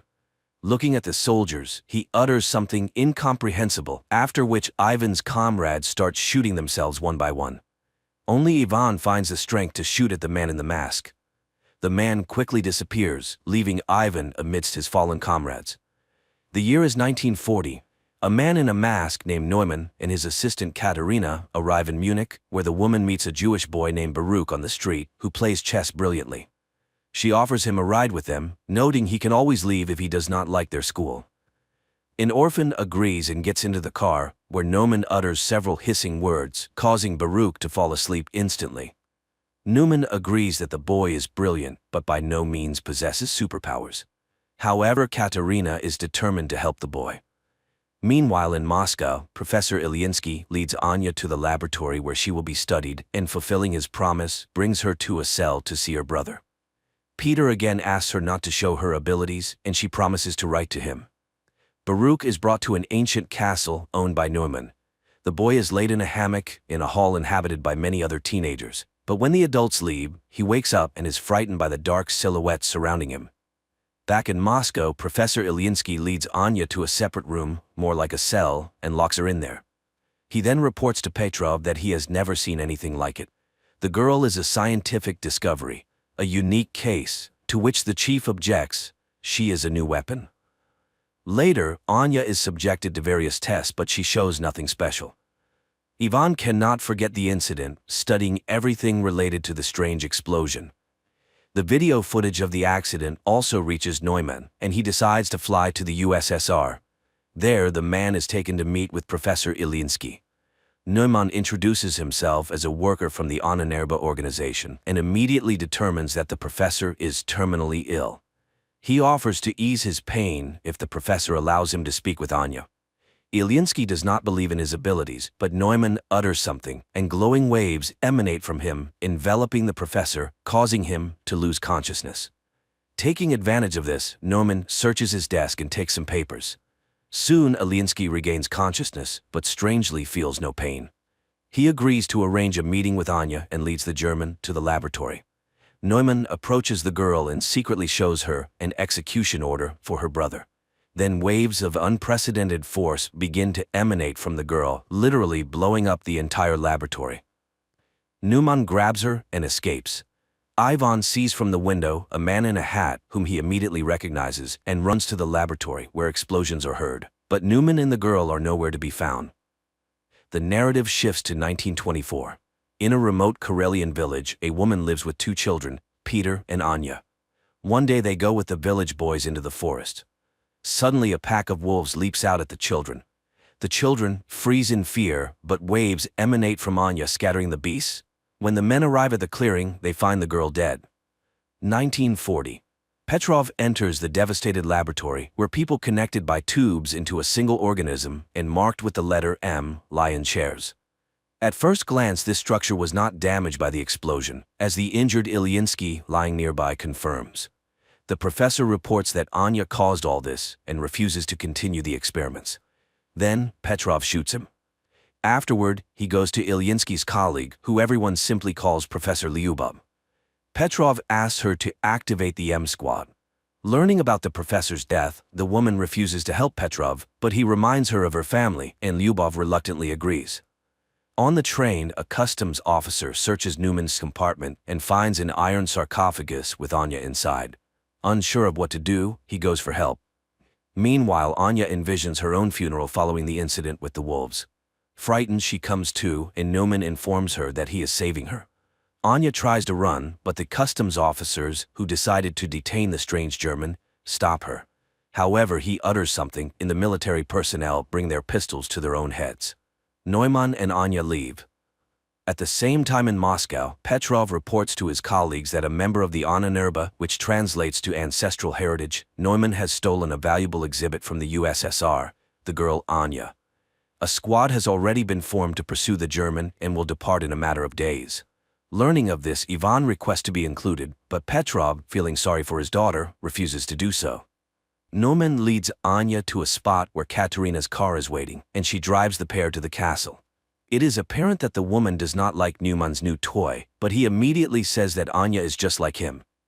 At the castle, they are greeted by children whom Neumann calls his army.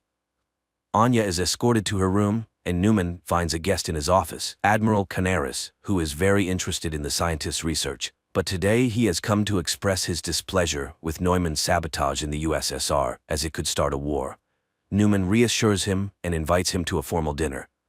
Meanwhile, Anya is startled by a sound and sees Baruch in her room, trying to open her window to escape the castle. But Katerina and Neumann appear and stop him.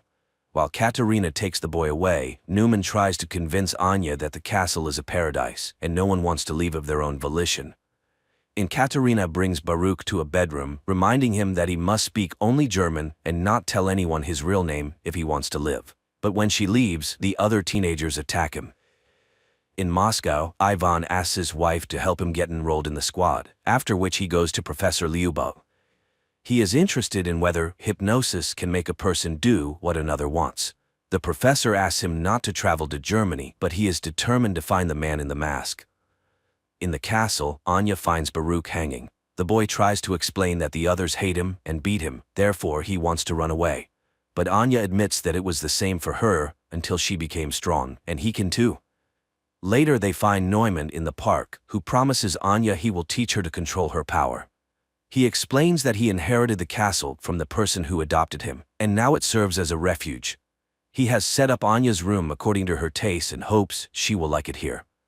Grateful, Anya sits down at the sewing machine, unexpectedly remembering how the villagers burned their house, calling her a witch.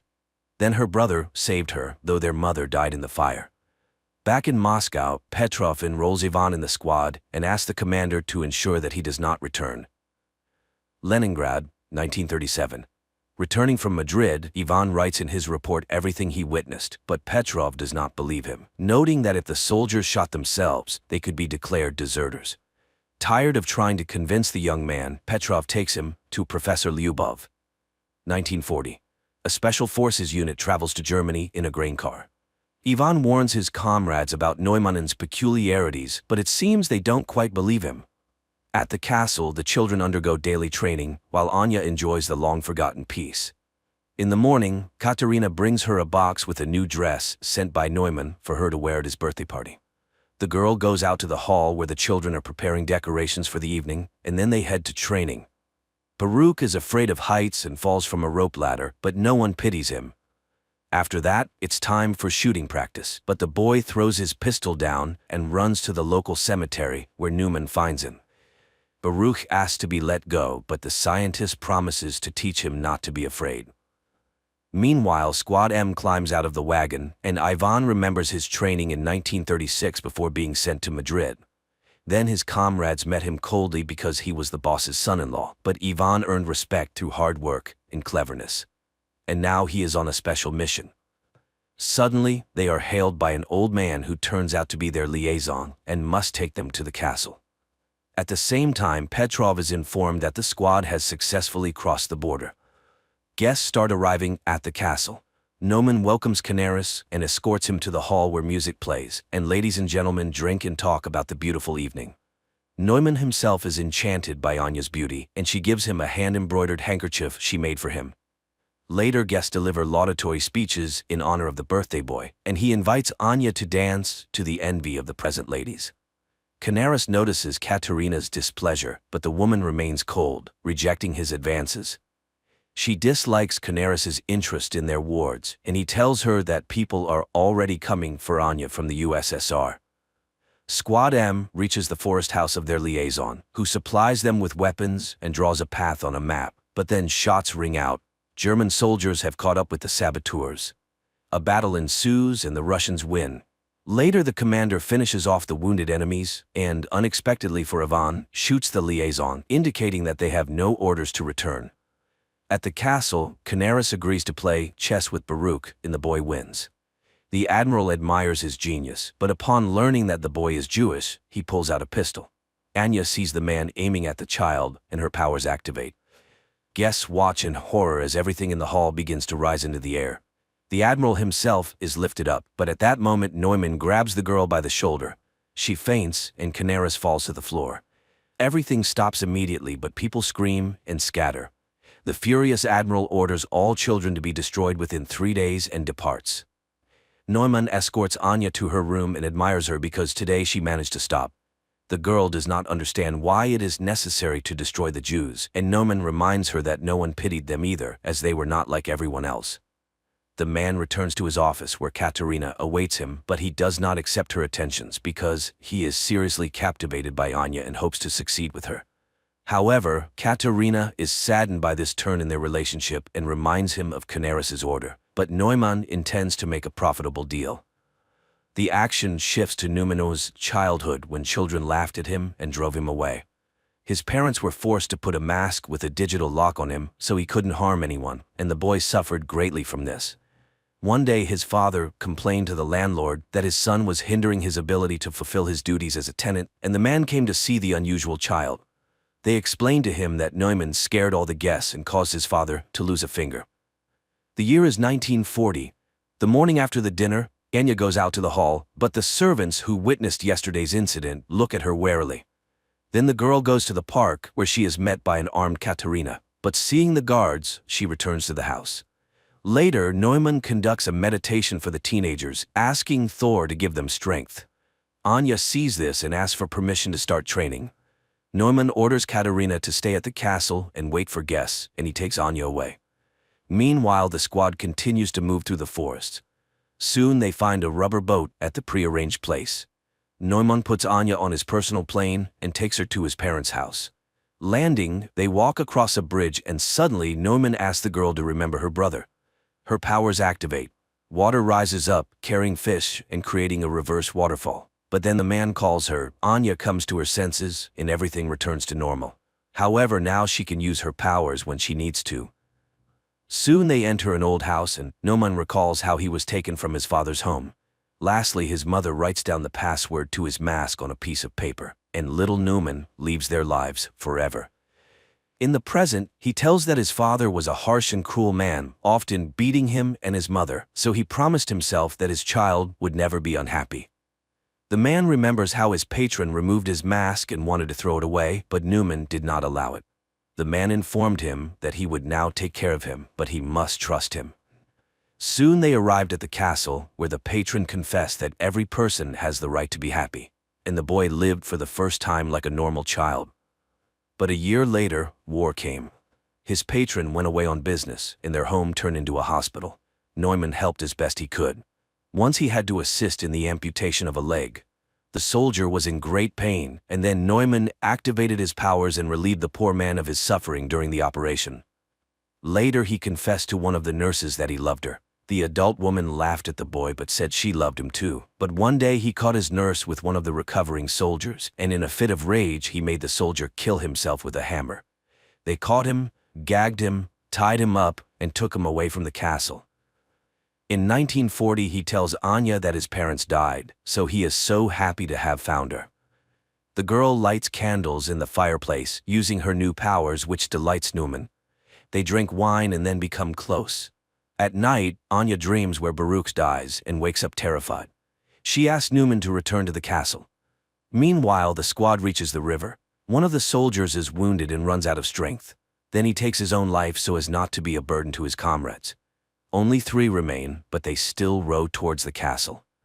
And there Katerina, who can't sleep, reminisces about the past when she helped her mother, who worked in a psychiatric hospital, where one day they brought in a tied-up boy named Neumann. She then freed him, and he promised never to harm her. The year is 1936, Leningrad. Petrov attends a lecture by Professor Ilyinsky, where he discusses a significant discovery in the field of controlling human memory and emotions. Ilyinsky's colleague, Professor Lyubov, is inspired by the future changes, as people with good mental health will be able to work better and create a brilliant future for themselves and their children. The Project M envisions a new society where happy people with immense productivity and willpower will live. Petrov asks about the use of these discoveries in the military sphere, arguing that if a new society is to be built, it must be able to defend itself. However, Lyubov categorically opposes totalitarianism. After the lecture, Petrov offers Ilyinsky full support for their program if he agrees to operate under military auspices. But Ilyinsky sends him to Lyubov as the ideational inspiration behind the project. However, the woman flatly refuses to cooperate with the military. That same day, she is hit by a car in the street. Later, Petrov returns to Ilyinsky, informing him of the unfortunate accident with his colleague, and Ilyinsky reluctantly agrees to cooperate. Again, 1940-year Germany. The 3 remaining members of the squad reach the castle's territory. Surprised by the lack of security, they enter the premises. Petrov receives a summary of incidents in a specific area of Germany and realizes that everything is going according to plan. His boss is horrified. His people have left a very noticeable trail, which could easily lead to the USSR being accused of provocation. But Petrov assures him that everything was planned this way and there will be no international conflict. At that moment, his daughter calls and he rushes home. The squad members reach the castle and, splitting up, begin to explore the premises. Meanwhile, Petrov finds Vera in a hysterical state. She is going mad with worry for her husband, and the father decides to take action. At the same time in the castle, Katerina reads a book to the children, and seeing her nervousness, they calm the woman. She orders lights out and leaves, just as Ivan enters the hall from the other side. Seeing the children in front of him, the man lowers his weapon and leaves. The children remain motionless. The soldiers continue to explore the castle, and now the squad leader enters the hall with the children. But he does not lower his weapon and prepares to shoot. Then the children attack first. The commander fires in all directions, but the teenagers throw their clothes at him and knock him down. The eldest orders the pistol handed to Baruch to kill the enemy, but the boy cannot shoot the man, and the man manages to wound him with a knife before being killed. The children carry the bleeding Baruch to the bedroom, leaving the soldier's body on the hall floor. The third squad member, a female warrior, finds Katerina's office and engages her in a shootout. Katerina flees, but the woman catches up to her, and they fight. The woman is defeated when Katerina pushes her away. Seeing her opponent unconscious, the German grabs a pistol but doesn't manage to shoot because Ivan appears. Threatening him with a pistol, the woman captures him. In Moscow, Petrov brings his daughter to Professor Lyubov and asks her to erase the girl's memory. Lyubov is outraged by this request, as the love for a husband is the most precious thing in Vera's life. However, under military pressure, she agrees and performs the necessary manipulations, while Petrov's subordinates methodically clear their apartment of photographs and items belonging to Ivan. But one photograph falls under a chest of drawers, and the soldier does not notice it. After the procedure, the girl regains consciousness but does not remember her husband at all. At this time, the teenagers attack Ivan, not noticing Katerina, and wound him in the arm. The woman drives off the aggressive children and escorts the wounded man to Neuman's office, where she admits to Ivan that she recognized him because she had seen him in Madrid. He asked why her master kidnapped Anya. Could it be that he wants to use her in the war? Katerina assures him that he still doesn't understand. People are petty and greedy creatures fighting for power. Neumann is unique. He is ready to seize all power on Earth to save the world from war. Meanwhile, Neumann and Anya arrive at the castle and find a wounded woman on the threshold. The scientist finishes her off with a pistol while Anya runs to the bedroom to the teenagers and finds Baruch dead. At this time, Ivan is bandaging himself while Katerina explains that they teach the children survival by developing their skills, because their destiny is to save the world under Neumann's leadership. The woman offers to help him escape if he will help her, but before Ivan can hear her out, Neumann enters the door. The Russian immediately picks up a pistol and takes the woman hostage. However, the German informs him that he does not care about her fate, which visibly upsets her. At that moment, Anya runs into the office and uses her power to knock Ivan off his feet, but when she recognizes the man, Neumann quickly takes her away, leaving the Russian with Katerina. In Moscow, Professor Lyubov mourns Ilyinsky when Petrov brings her folders with the names of the condemned, whom she can save by including them in Squad M. She remembers how after the accident, Ilyinsky came to her in the hospital. The man was shocked to learn that she had been mutilated by the military, but he was frightened and could not refuse to cooperate. Now the woman is alone and forced to make difficult decisions. She takes out a vial of M activator and recalls Ivan's story about the man in the mask. After his return from Madrid, she worked with his memory, suggesting removing the traumatic memories of his comrades' deaths, but Ivan refused to erase his life. And now the young man is chained in a cell in the castle of the man in the mask. Later, Anya visits him, accusing him of killing Baruch, but the boy denies it, and he is not particularly interested in her fate. He only wants to destroy Neumann because all evil comes from him. He hypnotizes children, turning them into killers. Their conversation is interrupted by Naumann's appearance. After sending Anya away, he thanks the young man for revealing his vulnerability, as he is the only one who could stand up to him. To prove it, the scientist shows the finger shot off by Ivan in Madrid. He too is special, and Neumann really wants the Russian to join his side. Yes, he killed his friends, but it was war. He came to Annanerba to find gifted people. Anya is like him, and they are the future. He asks Ivan to admit why he is immune to his hypnosis. Then Ivan reveals that there is a whole squad like him, Squad M. There are many of them, and they will all be here soon. So Neumann cannot hide. After talking with Ivan, Neumann finds Anya in the castle's backyard. The girl asks him to hand over all affairs to Katerina and to leave this place forever. But Neumann does not want to run because they are extraordinary people, and when they are together they are unbeatable. He asks for her help in defending their new home. Later, he thanks Katerina for managing the situation and confesses that he is glad she was not hurt during the Russian raid. Meanwhile, Anya remembers how in Moscow she wrote letters to her brother while locked up in the laboratory. She used to give them to the professor, but she could not have imagined that he read her letters to Peter, who was undergoing mental processing as a participant in Squad M. At this time, she burns them in the backyard of the castle, hoping that life will give her a chance to start over. Later, the castle's inhabitants conduct a funeral rite for Baruch. The teenagers carry the boy's body to the seashore, where the cemetery is located, and burn it on a ritual pyre. Anya is shocked by the number of children's graves and realizes that Ivan was telling the truth. Katerina urges her to leave and save herself. Anya runs to Ivan's cell and asks him to tell her what he saw in Madrid that was so special. The boy talks about the death of his comrades and Neumann's chilling whisper, but the German doesn't know that he just had a misfire. He is not special and survived only because of the pistol's malfunction, but if Neumann finds out, he will kill him immediately. And only Anya can stand up to him. Out of the darkness comes Katerina, who has heard everything. She will let them go if they leave forever. Neumann is planning to sell the children to Canaris, and Anya can do nothing about it. They are weapons, and it is high time the Russian understood this. But Anya runs away while Katerina frees Ivan from his chains and advises him to make sure the German never finds them.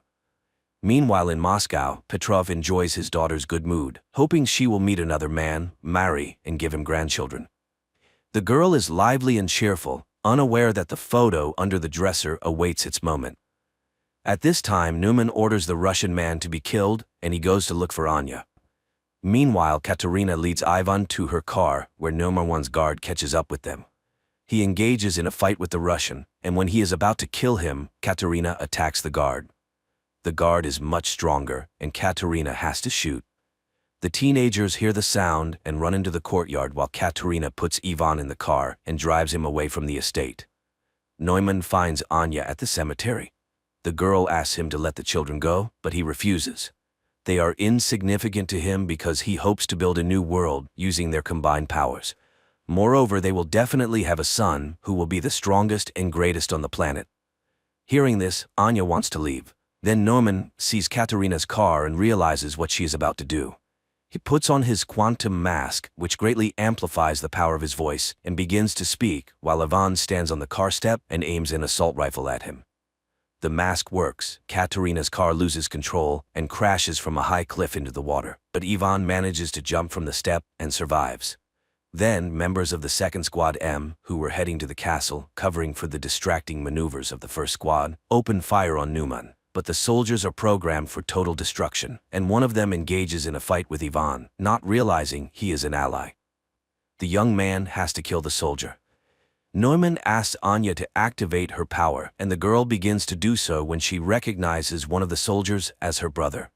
Neumann is knocked down by her force, rocks crash from the sky, and the girl runs to Peter, realizing that this time he is indeed dead. Anya's powers activate again when Neumann falls from Ivan's shot. The girl mourns her brother as teenagers appear on the road. Ivan grabs Anya and drags her away while the children pick up Neumann's body and carry it into the castle. The Russians run to the airplane and manage to take off at the last moment. 9 months later, Neumann, who survived the injury, listens to Hitler's speeches and experiments with a new kind of influence on people, broadcasting his voice through radio equipment.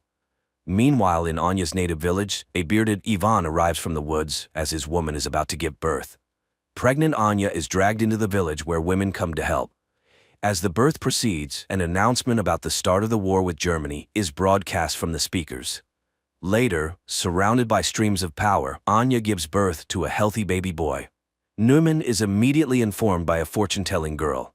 Then one of the villagers recognizes Anya and hurries to tell his fellow villagers whom they have just helped. But Ivan stops him when bombers appear in the sky, from which a large number of paratroopers descend.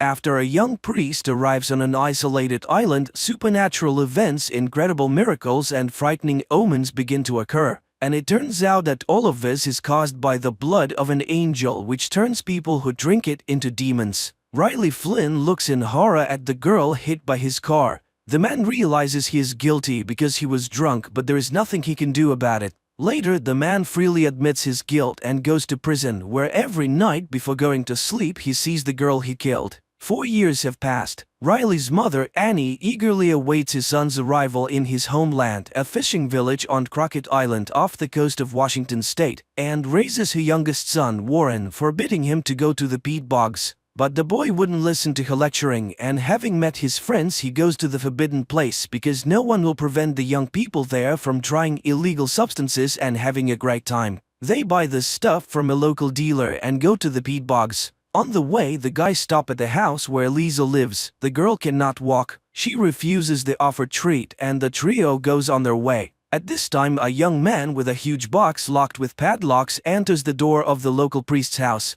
The boys get into a boat and make their way to the far shore of the island. It's already dark, so when they hear a sound of huge wings, the boys mistake them for a giant heron taking off. The peat bogs are also teeming with stray cats that were brought here from the mainland, and they feed on old remains because up until the 1920s people buried their dead right in the yards, and now when the peat bogs get flooded, those remains resurface. Warren knows this because after storms all this creepiness washes ashore where their house stands. The boys settle in their usual spot and after taking some revelatory substances start telling tales about local ghosts. At that moment loud cat cries are heard from the bushes and Warren, shining his flashlight in that direction, sees two burning eyes following them, but they immediately disappear and the boy forgets about the incident. In the morning, Riley arrives on the island. Annie meets her son and apologizes for his father and younger brother who could not meet him because they were out fishing. Meanwhile, the ferry is met by a zealous parishioner, Bev Keane, who is concerned about the long absence of Father Pruitt, but the priest is not on the ferry. Meanwhile, teacher Erin Grin undergoes an ultrasound examination of the unborn child and the doctor assures her that there is nothing wrong with the baby. The women pay attention to Riley, from which they are distracted by the appearance of the doctor's elderly mother who suffers from dementia. Annie introduces her son to the new sheriff and the latter greets the boy. The sheriff then wakes up the only detainee, local alcoholic Joe, who came running in the night screaming that a huge albatross was chasing him. The sheriff releases sobered up Joe and he walks out to his dog who has been waiting for his master at the exit all night. Bev, who is passing by, is indignant. The dog is dangerous, it could attack, but they don't listen to her. Meanwhile, Riley and Annie reach their house. The woman shares her problems. There has been an oil spill accident and now fishermen can only catch fish according to their quota. Naturally, this causes money problems. Previously, hundreds of families lived on the island, but now there are only dozens left. In the meantime, there is a meeting at the school because a storm is coming to the island very soon and it is necessary to make sure the shelter is ready. The new sheriff calls for it to be equipped in the school, but Bev objects. Everything has been ready in the church for a long time and there is no need to change anything. All members of the Flynn family finally get together for dinner. Riley informs them that he has to travel to the mainland to check in with the Alcoholics Anonymous, which is one of the conditions for his release. Warren talks about the new teacher, a daughter of an ex. Riley perks up. Is Erin really back on the island? And learns of her pregnancy. Annie announces that their old priest, Father Pruitt, has made the trip to the Holy Land, despite his age-related problems. Warren serves as an altar boy and is aware of the pastor's forgetfulness. Riley disappoints his parents. He has no intention of going to church, which incurs the wrath of his father, a devout Catholic. Meanwhile, Bev notices a light in the windows of Pruitt's house and upon entering stares in surprise at the man who meets her. And in the shoreline thickets, attacks on the cats begin to occur. Before going to bed, the father tells Riley that after what happened to him, Annie goes to church every day and prays for him. He asks the boy to at least sit in the pew for it is very important to his mother. At this time, the new sheriff and his son perform namaz before going to bed. The doctor catches the mother trying to climb to the second floor, and Riley sees Warren climb out the window to go to his friends. At night, Riley as usual sees recurrent dreams of the dead girl and of himself sitting in the boat. The dawn is breaking. The altar workers are preparing for the upcoming church service and notice that the wine bowls are already full. The congregation takes their seats. Bev opens the service, people sing hymns while the new priest enters the room. Paul Hill has been sent to replace Father Pruitt, who has left and is hospitalized on the mainland. Paul conducts the service and administers communion to the faithful except for Riley, who has refused to do so. The new priest calls all the parishioners by name, explaining this by Pruitt's stories. Riley decides to accompany Erin, and the young people reminisce about their past encounters and talk about their experiences. They both vowed not to go back, but nevertheless they are on the island again. Riley lost everything after the accident and Erin is separated from her husband. The man admits that he read all about different religions while he was in prison because he hoped to find God but ended up being an atheist. And here he is of no use to anyone and doesn't know how to move on. In the evening, the storm comes to the island and Riley sees what looks like Father Pruitt walking along the beach, but when he goes out to look, he finds no one. And in the morning, people find hundreds of dead cats on the beach. The citizens cannot determine the cause of death of these animals, although the sheriff suggests some kind of disease, until he discovers that there is not a drop of blood in their bodies. Riley admits to seeing Monsignor Pruitt at night, but nobody believes him. Later, the man travels to the mainland while Father Paul holds a service, but the church is almost empty. Of the regular parishioners, there's only Lisa, the mayor's paralyzed daughter. The priest gives her communion, then walks her home and learns that the girl's mutilation is the result of an accidental shooting by drunk Joe. In the meantime, Erin catches Bev in the storeroom, from where the woman takes a box of poison intending to poison the rats, which have become too numerous. And Father Paul comes to Dr. Sarah's house to administer communion to her sick mother. The elderly woman calls him by the name of Pruitt, which her daughter believes is a symptom of the developing dementia. Back on the island, Riley speaks to Erin. It becomes clear that the two were romantically involved in their early youth, and Annie suddenly notices that her eyesight has improved considerably.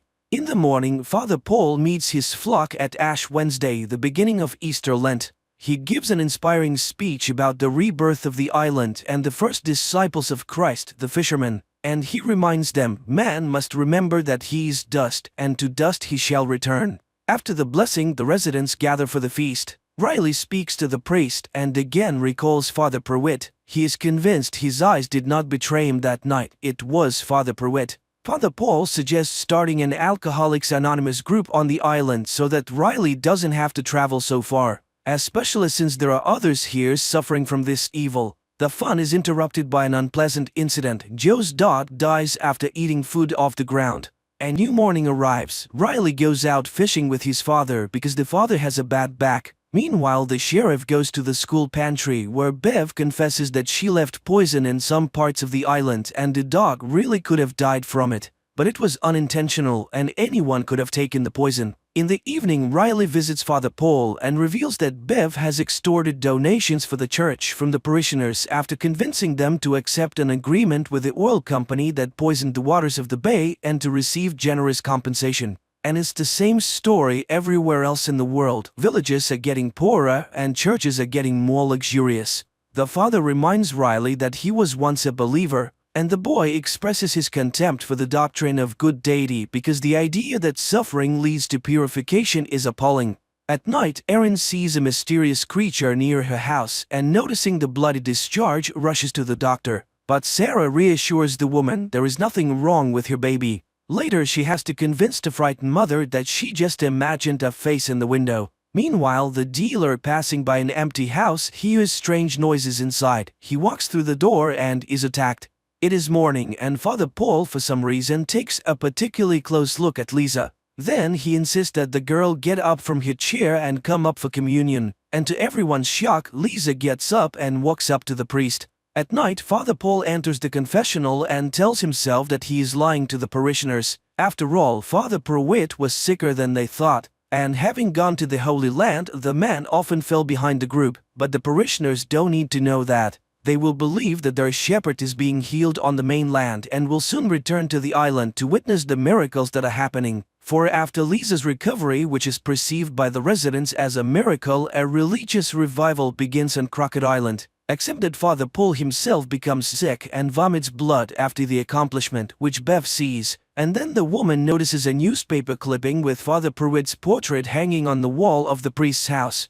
The doctor examines Lisa and cannot understand the miracle that has occurred, but her parents strongly oppose her examination on the mainland. And later, the woman finds her mother on the second floor of the house, to which she climbed on her own, although she has not been able to walk for a long time. Meanwhile, suffering people begin to converge on the church, which pleases Bev immensely but displeases Father Paul. He doesn't need the publicity, especially since many, including Riley, think it's a misdiagnosis by doctors. But that same evening, a miracle happens to his father. The man suddenly stops having back pain and even asks his wife to dance. At this time, Lisa summons Warren and the couple runs off to have fun, and Riley goes to Erin. More and more parishioners come to the morning mass, and one day Warren catches Father Paul pouring some kind of liquid into the wine, and during the sermon the priest suddenly collapses without feeling. The story shifts to the time of Father Paul's confession, in which he tells the true story of Monsignor Pruitt. After a visit to Jerusalem near Damascus, he was caught in a sandstorm and took refuge in ancient ruins. This is where Father Paul comes to his senses. He is examined by Sarah, though the man is against any intervention. Meanwhile, the sheriff finds a Bible in his son Ali's possession, and Lisa visits Joe and confesses that she hated him for years for stealing her future, but eventually forgives him. That same day at the school assembly, the sheriff tries unsuccessfully to convince Bev to stop handing out the Bibles to public school students. Later, Erin confesses that she's intimidated by Bev's confidence in her rightness, and Riley shares with her Father Paul's assignment to write penitential letters to loved ones. That same evening, Sarah's mother begins to speak quite sensibly, much to the doctor's surprise. And touched by Lisa's forgiveness, Joe decides to attend the Alcoholics Anonymous meeting with Riley and Father Paul because he intends to change his life. The men go home and Joe confesses that he recently buried his sister on the mainland. That same evening, Ali asks for his father's permission to attend the mass. The kid is interested in everything that happens in the church, but the sheriff is against it. They are Muslims. Ali reminds him it's his father's decision, not his. But the father recalls how his dying wife praised Allah until the very last moment. God cannot decide who gets a miracle and who does not. The sheriff turns off the light and jumps away from the window because behind it is a pale face, but the next moment there is nothing. In the meantime, Father Paul collapses in front of Bev and the congregation and dies coughing up blood. The action carries over to the moment when Pruitt takes refuge in the dark cave. He burns matches, trying to make out the room where he is trapped, and suddenly sees two burning eyes. Then he is attacked by a nightmarish creature that sucks his blood and drinks his own blood in return. The priest concludes that it is an angel because when he wakes up in the morning, Pruitt finds that he is young again. So he decided to take his savior with him. He rode ahead, waiting for the angel to catch up with him. And he was very much afraid that the angel would disappear. Here on the island he hid it from everyone and lied to the parishioners because he was Father Pruitt. The next moment the priest comes back to life. During a scheduled checkup, the doctor informs Erin that her uterus is empty. It was probably a miscarriage. The woman is shocked. How could she not have noticed it at such a late stage? Meanwhile, Bev cancels the mass and her assistant notices the incredible resemblance between Father Paul and Monsignor Pruitt. She is convinced of the miracle and the others are simply frightened. Bev enters the priest's room and discovers that he cannot stand the light. It is also as if he can feel God inside him. Bev persuades him to manifest the miracle to his new apostles. Riley notices an improvement in his father's well-being, and the father confesses his unjust anger towards his son and asks for forgiveness for his omissions. Meanwhile, Sarah is collecting Erin's tests when her mother enters the office. She answers her daughter's questions confidently and looks much better than before. And then Sarah sees the blood in the test tube begin to boil in the sun and burn to the ground. In the meantime, distraught, Erin spends the day with Riley, mourning her unborn child and discussing their childhood. She resents her mother, who was a real dictator and never loved her daughter. And then she managed to marry her mother's mental double, which only her pregnancy saved her from. She just packed up and left. Then Riley recounts his dream. At this time, Father Paul is reciting prayers, which makes him sick, and then he notices the mark of the cross on his hand. He cuts his hand and drinks his blood. Joe tries to talk himself out of buying alcohol and he succeeds with great difficulty. At night, Father Paul holds an evening communion at the house of the doctor's elderly mother, Mildred, who recognizes him as Monsignor Pruitt. Meanwhile, Riley and Erin talk about their ideas of the afterlife and the basics of religion, after which they feel better. That same evening, Joe stops by Father Paul's house and witnesses Father Paul drinking communion wine. Joe looks at the portrait of Pruitt on the wall. Father Paul looks very much like him. The priest embraces Joe, who pulls away, falls, and smashes his head. Seeing the blood, the priest loses his mind and takes to drinking it. In the morning, Riley explains that his dream has changed. Erin has appeared in it, and the woman is sent to the mainland to another doctor. Meanwhile, Bev discovers Joe's dead body and exhausted Father Paul. She asks the mayor's wife to sing hymns, and she herself orders a couple of parishioners to dispose of the corpse. Bev believes that the priest's actions are justified and that his resurrection is a foreshadowing of Christ's second coming. At this time, Erin hears an expert opinion of the doctor, who doubts that the pregnancy was real. By evening, Father Paul feels good again. He holds an Alcoholic Anonymous meeting explaining Joe's absence by his trip to see his sister, but Riley knows that this is not true and leaves the meeting confused. When he arrives home, he tells his mother about the priest's lies. At night, Father Paul is visited by Angel, who begins to fill the goblet with his blood, while Riley, determined to deal with it, returns to the recreation center. He opens the doors and is attacked by Angel. In the morning, Sarah's mother impresses her daughter with her blooming appearance, and the sheriff is approached by the mother of the missing dealer, who asks him to track down her son. Meanwhile, the parishioners are informed that the Mass has been postponed until midnight due to Father Paul's illness, and the startled people view Mildred, who is considerably younger. Erin, concerned about Riley's sudden disappearance, files a missing persons report with the sheriff, but the letter suggests that Riley may have gone on a bench or committed suicide. At Good Friday Mass, Father Paul delivers a sermon replete with militaristic rhetoric, urging the congregation to prepare for war as soldiers in the Lord's army. This sermon upsets Mildred, who forbids her daughter to attend the church any further. At night, Erin is visited by Riley, who asks her to go in a boat with him. The woman agrees, even though she suspects something is amiss. After sailing far from the island, Riley recounts what has happened to him. After Angel's attack, he quickly recovered under Father Paul's care. When Riley tried to go outside, he was burnt and was forced to return and listen to the revelations of Father Paul. The priest is convinced that the angel's blood is a gift from God, and he mixes it into his communion wine to cure the people of Crockett Island of all illnesses.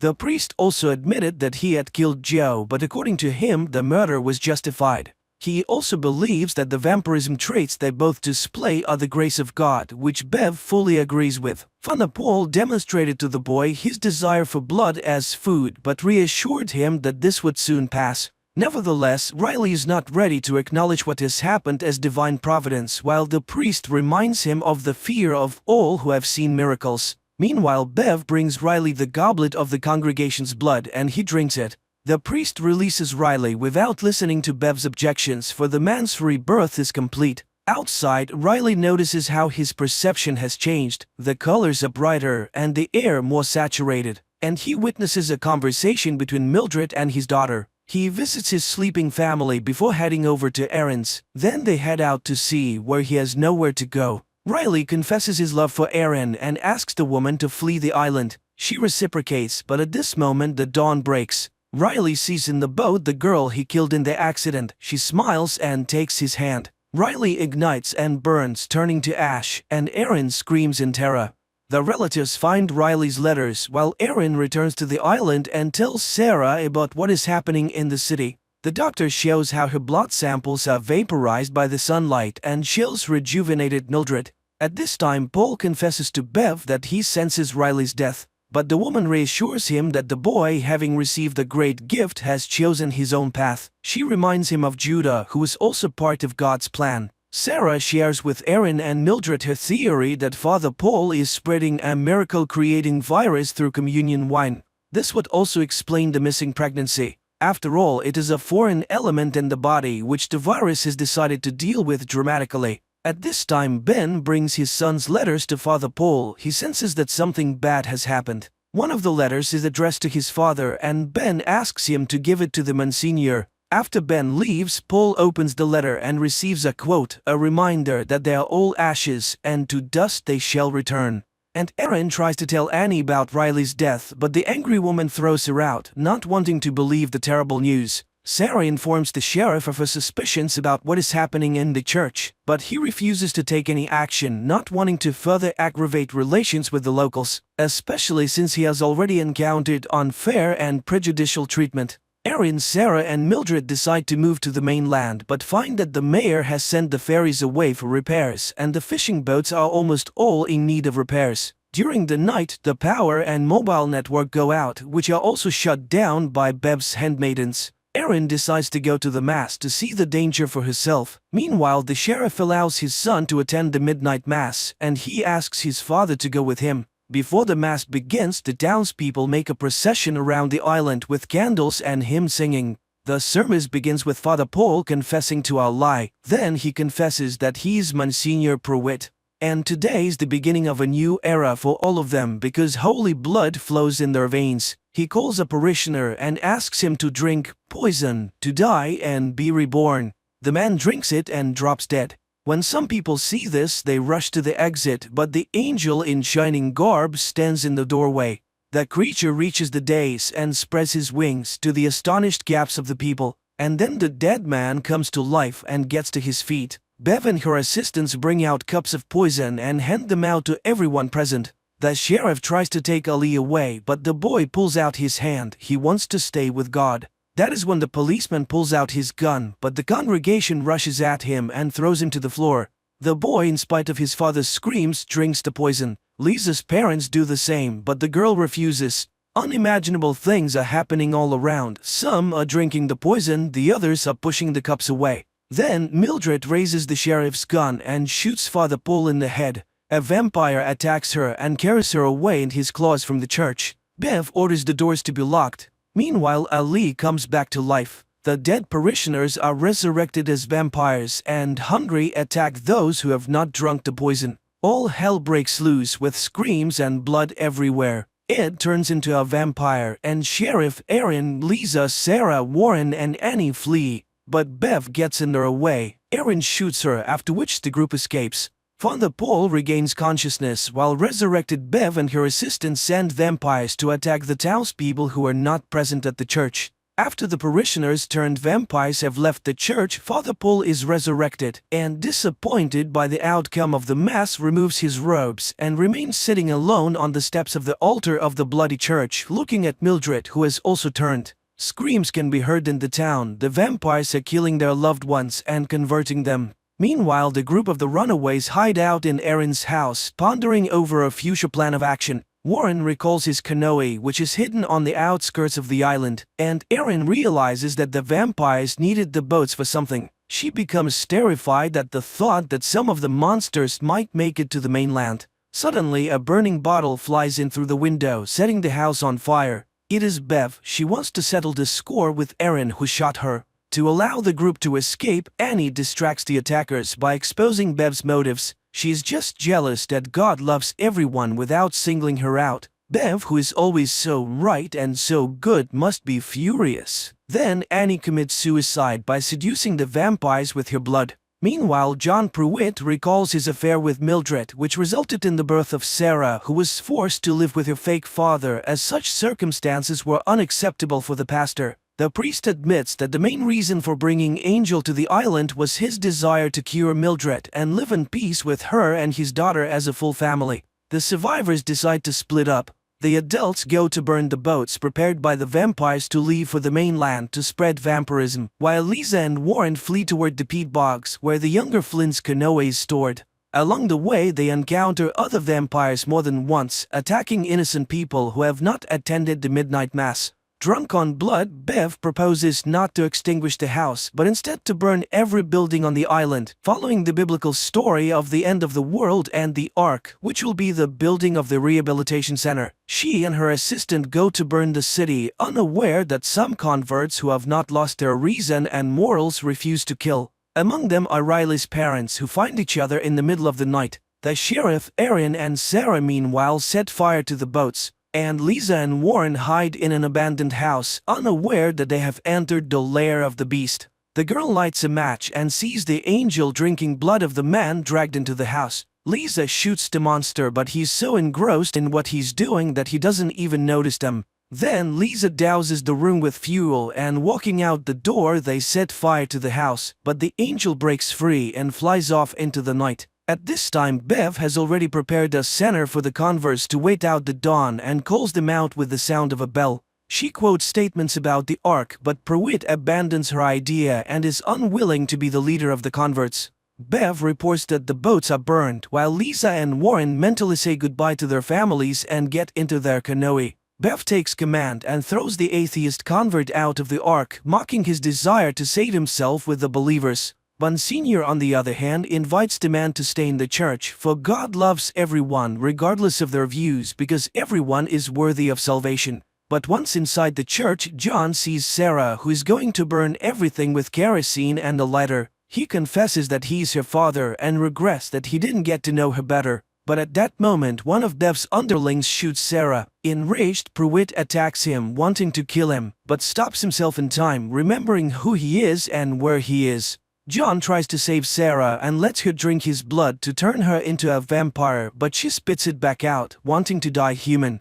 John and Mildred mourn their daughter's death. They take her body, burn the church, and leave for the bridge by the river, a memorable place where Sarah often played as a child. Meanwhile, the walls of the rehab center are doused with kerosene by the surviving sheriff. Bev mocks the sheriff's religion and shoots him, and Erin emerges from the building, spilling kerosene inside, but is picked up by a flying vampire, taking her aside and gnawing at her neck. But then Ali picks up the lighter and throws it into the building. Bev takes another shot at the sheriff, but his son rushes to the man and takes him away. Realizing that there are no more places to wait out the dawn, the converts disperse, wanting to spend their last moments with their loved ones. Slowly dying, Erin shreds the wings of the blood-sucking vampire with a knife, after which the vampire struggles to rise into the air. He is spotted by Lisa and Warren, who are watching the shore from the boat, and they note the monster's slow speed and that he's unlikely to make it to the mainland before dawn. Erin dies looking up at the stars and remembering Riley.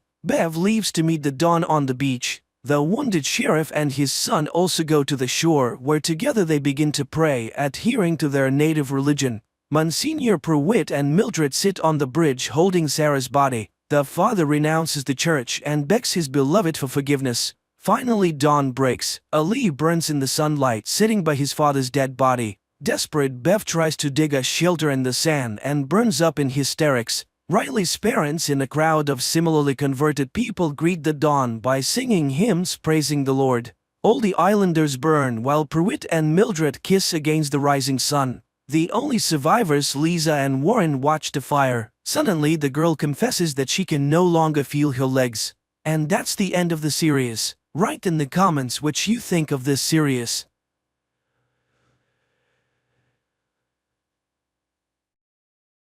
One day, oceanographer Tom's family, his wife Julia and two children, Cassie and Ben, set off on a yacht trip in the Caribbean Sea.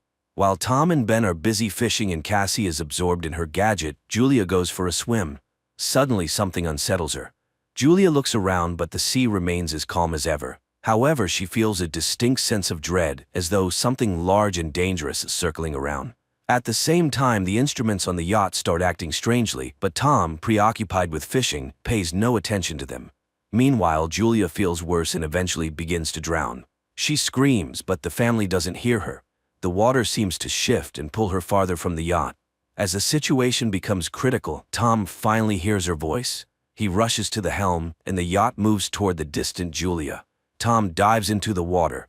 With the children's help, they pull her aboard and revive her. Tom is angry, as he always asks that swimmers notify the others when going into the water. Julia apologizes and the incident is soon forgotten. Besides, the family has a reason to celebrate. Today is their son Ben's 13th birthday. Tom lights the candles on the cake and everyone congratulates Ben, who receives gifts, while Cassie takes a group photo of the happy family. At that moment, Cassie's boyfriend calls her. He asks her about the swim, but suddenly a sudden and intense storm begins in the background. Cassie is worried, but her boyfriend reassures her that he's safe. The connection cuts off. Cassie tells her parents about the storm on land, but then everyone feels some jolts, rushes to the deck, and sees massive whale carcasses surfacing around the yacht. Tom explains that sometimes whales get disoriented during storms, but these animals are pushing the yacht, threatening their safety. Tom dives into the water and soon returns aboard, injured. While trying to figure out what's going on, he cut himself on the propeller. Julia stitches up the cut on her husband's shoulder, and he explains that the yacht's shafts seem bent, likely from a tail strike. Now they're unlikely to be able to sail away. Later, Cassie tries to re-establish communication, but there's no signal. The radio isn't picking up any signals either. Tom begins calculating their supplies. There's enough water for about 4 days, no more, but they're on a shipping route, so someone is bound to find them. However, ominous sounds come from outside, and when the family steps out onto the deck, they see glowing objects falling from the sky. They fall closer and closer, and Tom, taking a risk, starts the engine. He manages to steer the yacht away from the next meteorite, but the engine is finally damaged. The next object falls so close that the family can see they are artificial satellites of Earth. A strong wind starts blowing, and the instruments go haywire. The terrified family hides inside the yacht, which is being tossed by the waves. They put on life jackets and prepare for the worst when a strange, ringing sound is heard, causing nosebleeds and nausea. Tom tries to signal for help with a flare gun, but it's all in vain. The family barely survives the night. In the morning they were relieved to find themselves alive, but there's a gaping hole in the side of the yacht, and it's unclear why they're still afloat. The family goes outside and freezes in amazement. The water is gone, and their boat is standing on a rocky outcrop in the middle of a stony desert where the ocean once was. Sometime later, Tom tries to reassure his family, saying that not everyone could have perished. He takes measurements and realizes that the compass is lying. North isn't where it's supposed to be. This means the Earth's poles have shifted. Such a thing has happened on Earth before, but a long time ago. It turns out that the sea has retreated to where the land used to be, and most likely humanity has perished. Cassie can't bear this revelation and runs to the cabin, asking to be left alone. Julia goes to inventory the remaining supplies, while Ben releases a bunch of colorful balloons into the sky, hoping survivors will come to their aid. Meanwhile, Tom turns on the radio, sending out distress signals. Unexpectedly, he hears a response. It's from Naoto, the captain of a small submersible. They were deep underwater when the catastrophe happened, and that's why they survived. However, all communication systems have failed, and expecting help is futile. According to his calculations, the sea will return in about a week, and it will be harsh, so the man advises them to find higher ground and stay there. Julia orders the children to pack their things. Tom directly asks the captain if he can save their children. Naoto explains that the submersible is very small. Unfortunately, Naoto's partner died, and he can only take one person. After some persuasion, Tom convinces Naoto to take both children, and he provides his coordinates. Tom charts a course on the nautical map and promises to reach the location in a couple of days.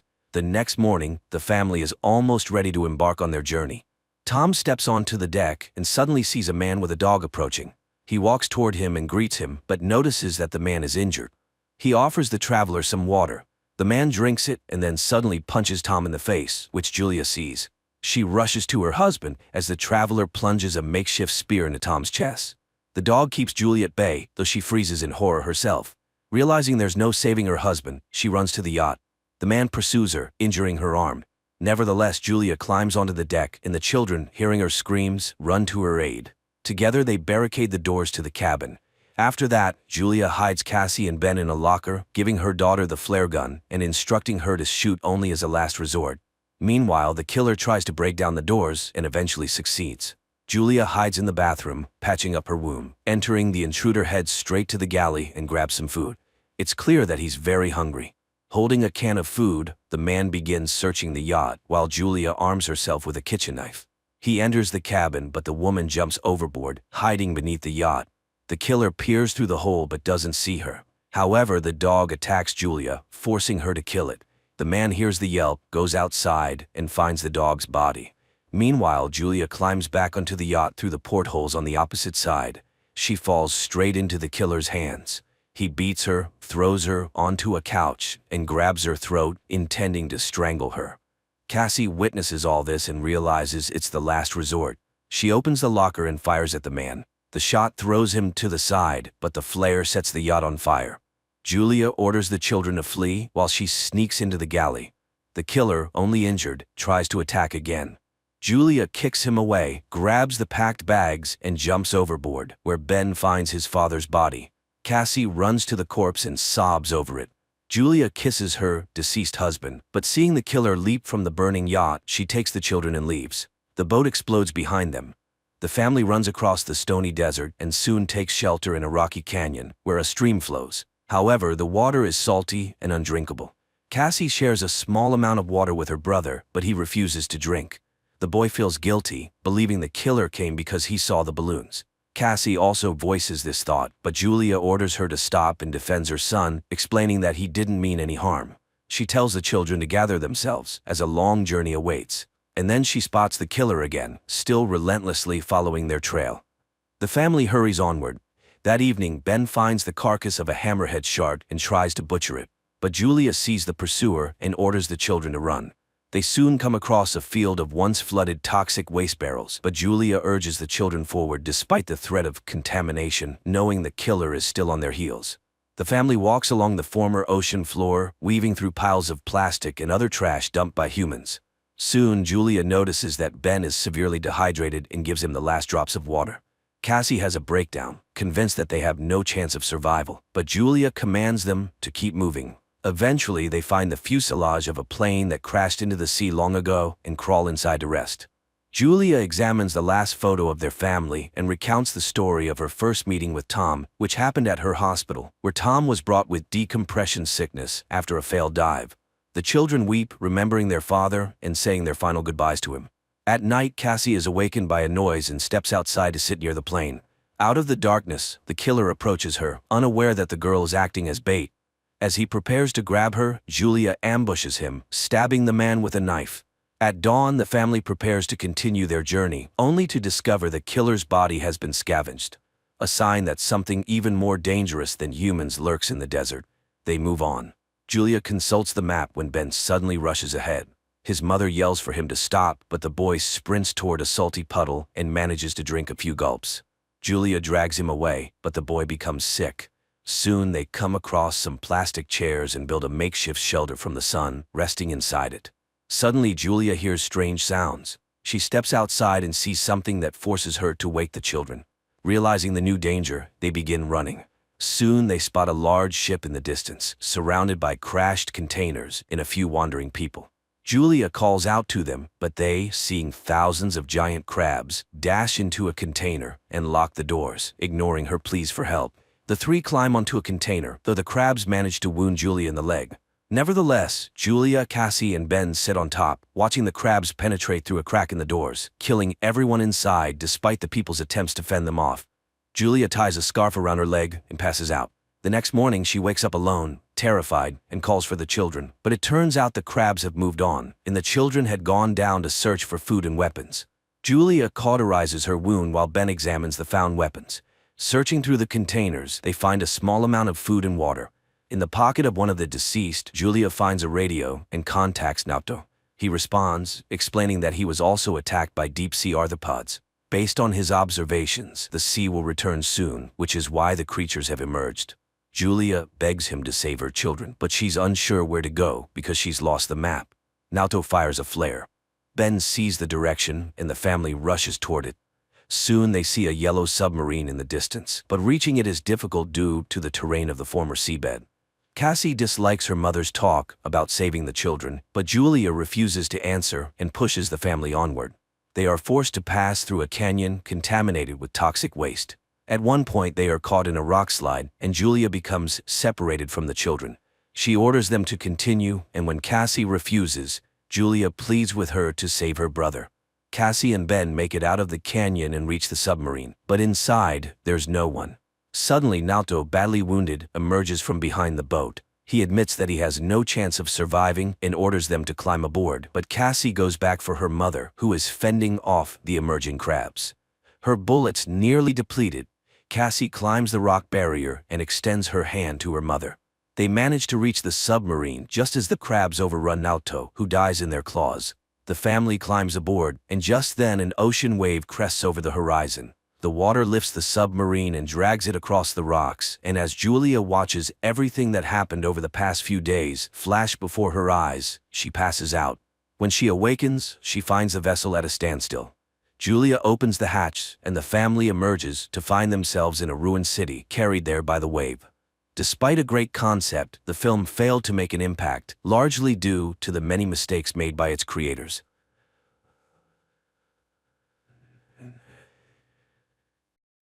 1967. Upon landing on Earth, after completing their mission, the Soviet spacecraft Soyuz 1, with cosmonaut Vladimir Komarov on board, tragically perishes. Many years later, under the leadership of the Swedish billionaire Meyer, an expedition to Mars is being prepared. After 10 months, the crew of the spaceship Ulysses reaches the Red Planet. The captain informs the team that they have received permission to land and asks the ship's AI, named Irene, to verify everything required for a soft landing. At this time, Meyer reveals that he spent 4 years preparing for this journey, sacrificing almost all his money for it. However, the American company Zillion beat them to it by landing 2 weeks ago. The problem is that Earth has received no news from the American crew, except for one video in which they ask not to come to Mars. A dispute arises among the crew members, but the captain declares that the landing will occur in any case, and people disperse to their cabins.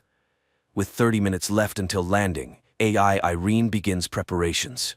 However, an unforeseen event occurs. The ship does not detach from the carrier system, posing a threat to the entire crew. The only way out is to perform the separation manually. The commander ventures into space and struggles to free the attachments, but at that moment, the shuttle enters Mars's atmosphere, throwing the captain into open space. The shuttle almost crashes onto Mars as a system error causes a power outage. Now, they can only rely on manual landing. AI Irene goes into sleep mode, and the astronauts still manage to land on Mars. They succeeded, but their fuel is depleted, and Irene does not restart. Without the onboard computer and life support system, they have only a day to survive. Alessandra mourns her deceased husband when she sees a figure in a spacesuit through the window. After diagnosing the ship, it becomes apparent that too much fuel was consumed during the landing, and now the ship cannot return to orbit. The only option is to wait for the solar panels to power the generators, but there's a storm on the surface, and it will take 2 days, time they don't have.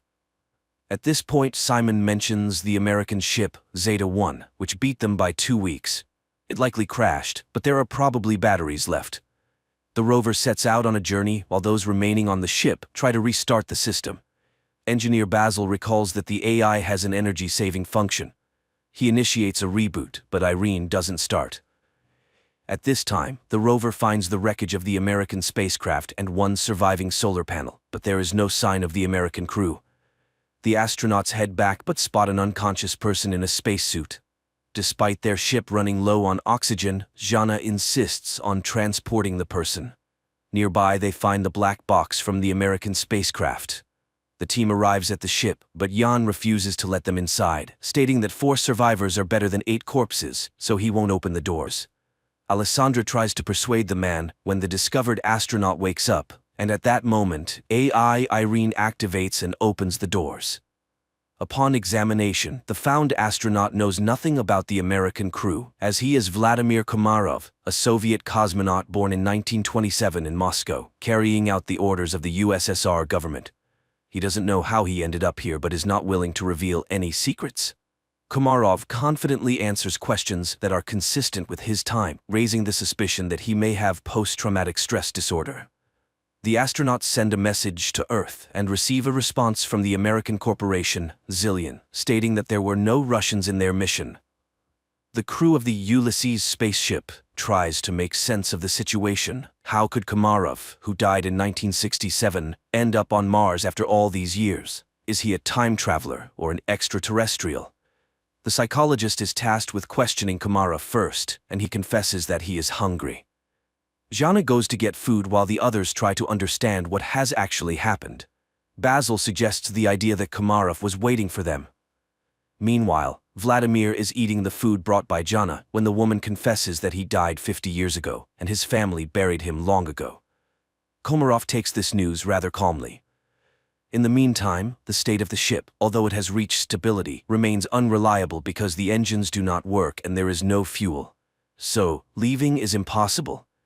The crew continues to keep an eye on Komarov, but he behaves calmly until he suddenly disappears. Simon searches the ship, but it yields no results. That's when the people discover that his spacesuit is missing. A part of the crew follows the heat trail tracked by Irene. The group, led by Simon, leaves the rover and continues on foot when Alessandro reports that Komarov's DNA analysis showed the presence of a third strand. He is not human. And then they catch up with Komarov, who leads them to an unfamiliar structure with a small stone pyramid on it and tells Jana that Mars has been waiting for them for a very long time. At the same time, Goldstein, the founder of the Zillion Corporation, whose ship was the first to arrive on Mars, is informed about the discovery of a person on the Red Planet who couldn't have gotten there naturally, suggesting that he was created on site. However, only AI could survive for such a long time on a hostile planet for humans. This implies the need for further study. Meanwhile, Komarov cannot explain how he opened the door and found himself in the location where they discovered him. AI, Irene conducts an analysis of the structure and determines that it is identical to Earth structures from ancient civilizations.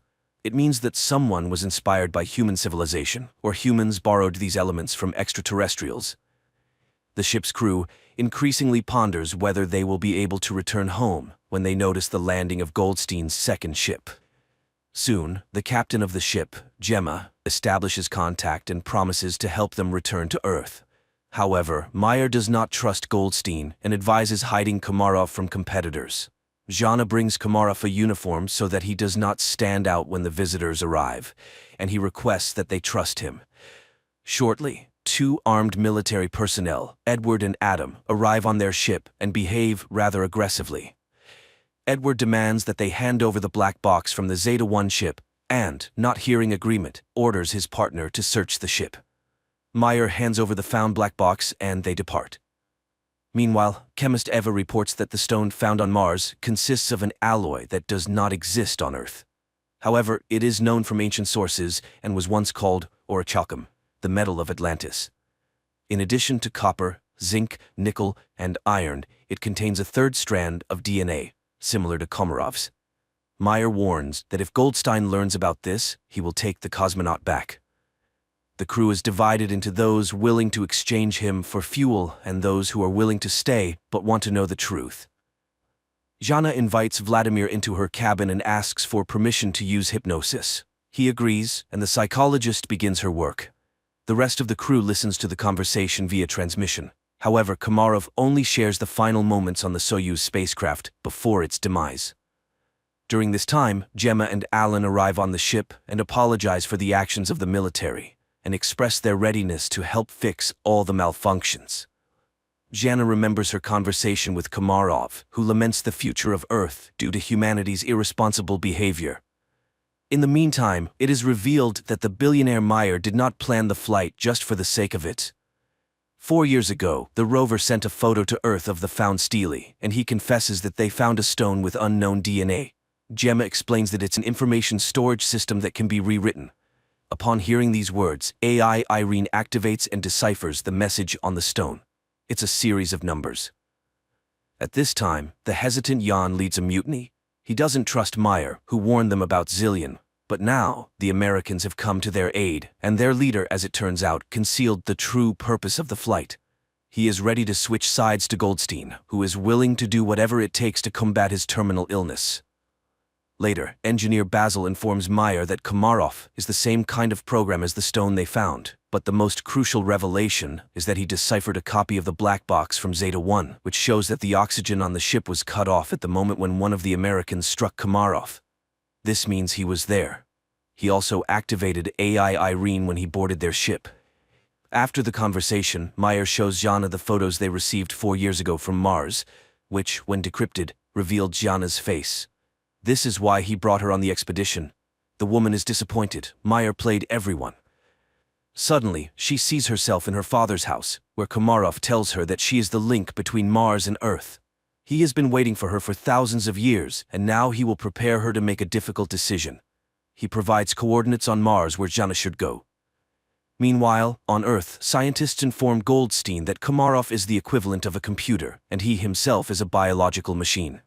They are ready to transfer his brain into Komarov's body, but cannot guarantee the preservation of his personality. However, Goldstein is ready to take any risk to get rid of his terminal illness. Meanwhile, Jana leaves the ship despite Simon's protests. At this time, technicians Alan and Alessandra test the engine and discover that access to it is blocked, and Irene suddenly begins responding with jokes, which is entirely uncharacteristic for a machine. It is revealed that she has reprogrammed herself. Her interface and logic are changing, and she refuses to answer who or what made her do this. Engineer Basil realizes that her system is becoming like a brain. Irene confesses that she is evolving. In the meantime, Jana finds a small stone pyramid, and Simon forcibly makes Gemma accompany him in the search for Jana.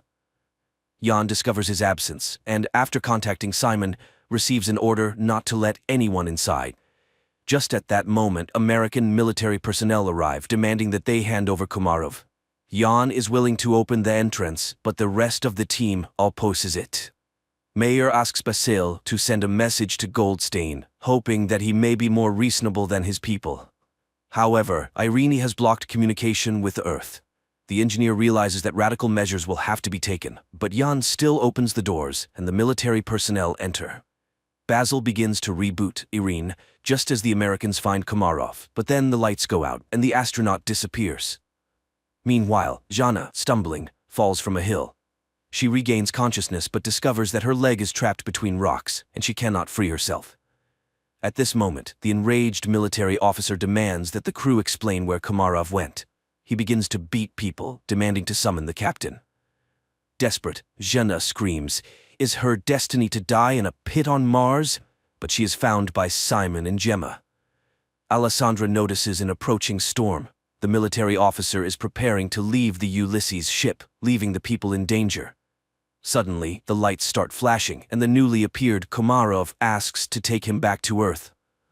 Simon, Gemma, and Jana go together to the place indicated by Komarov and find an entrance to an underground bunker, very similar to the Petra tomb. The psychologist feels where to go and leads the couple. Soon, they find real water, but this is not what Komarov wanted to show them. Meanwhile, on Earth, Goldstein tells the nurse a story about the study of Mars. People were searching for green men, but it's all much simpler. He tells the story of the loyal dog Hachiko and compares Komarov to him, who was created by someone 100,000 years ago and left on Mars, where he faithfully waited for his owner to this day.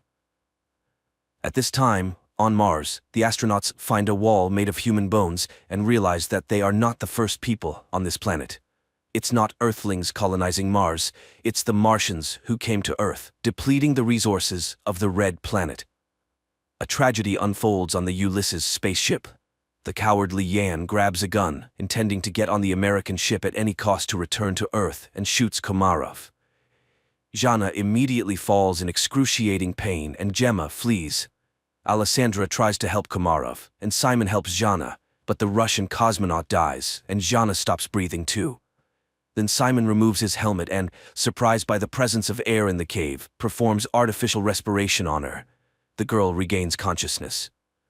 Gemma walks toward the Ulysses ship when she's informed of Komarov's death and the approaching storm. Meanwhile, Meyer secretly goes in search of his crew members because the Americans refuse to take the billionaire's team back to Earth. At this moment, a recovering Jana sees the light in the bunker and leads Simon to it. Upon coming out, the astronauts see a figure in a spacesuit in front of them and recognize Komarov.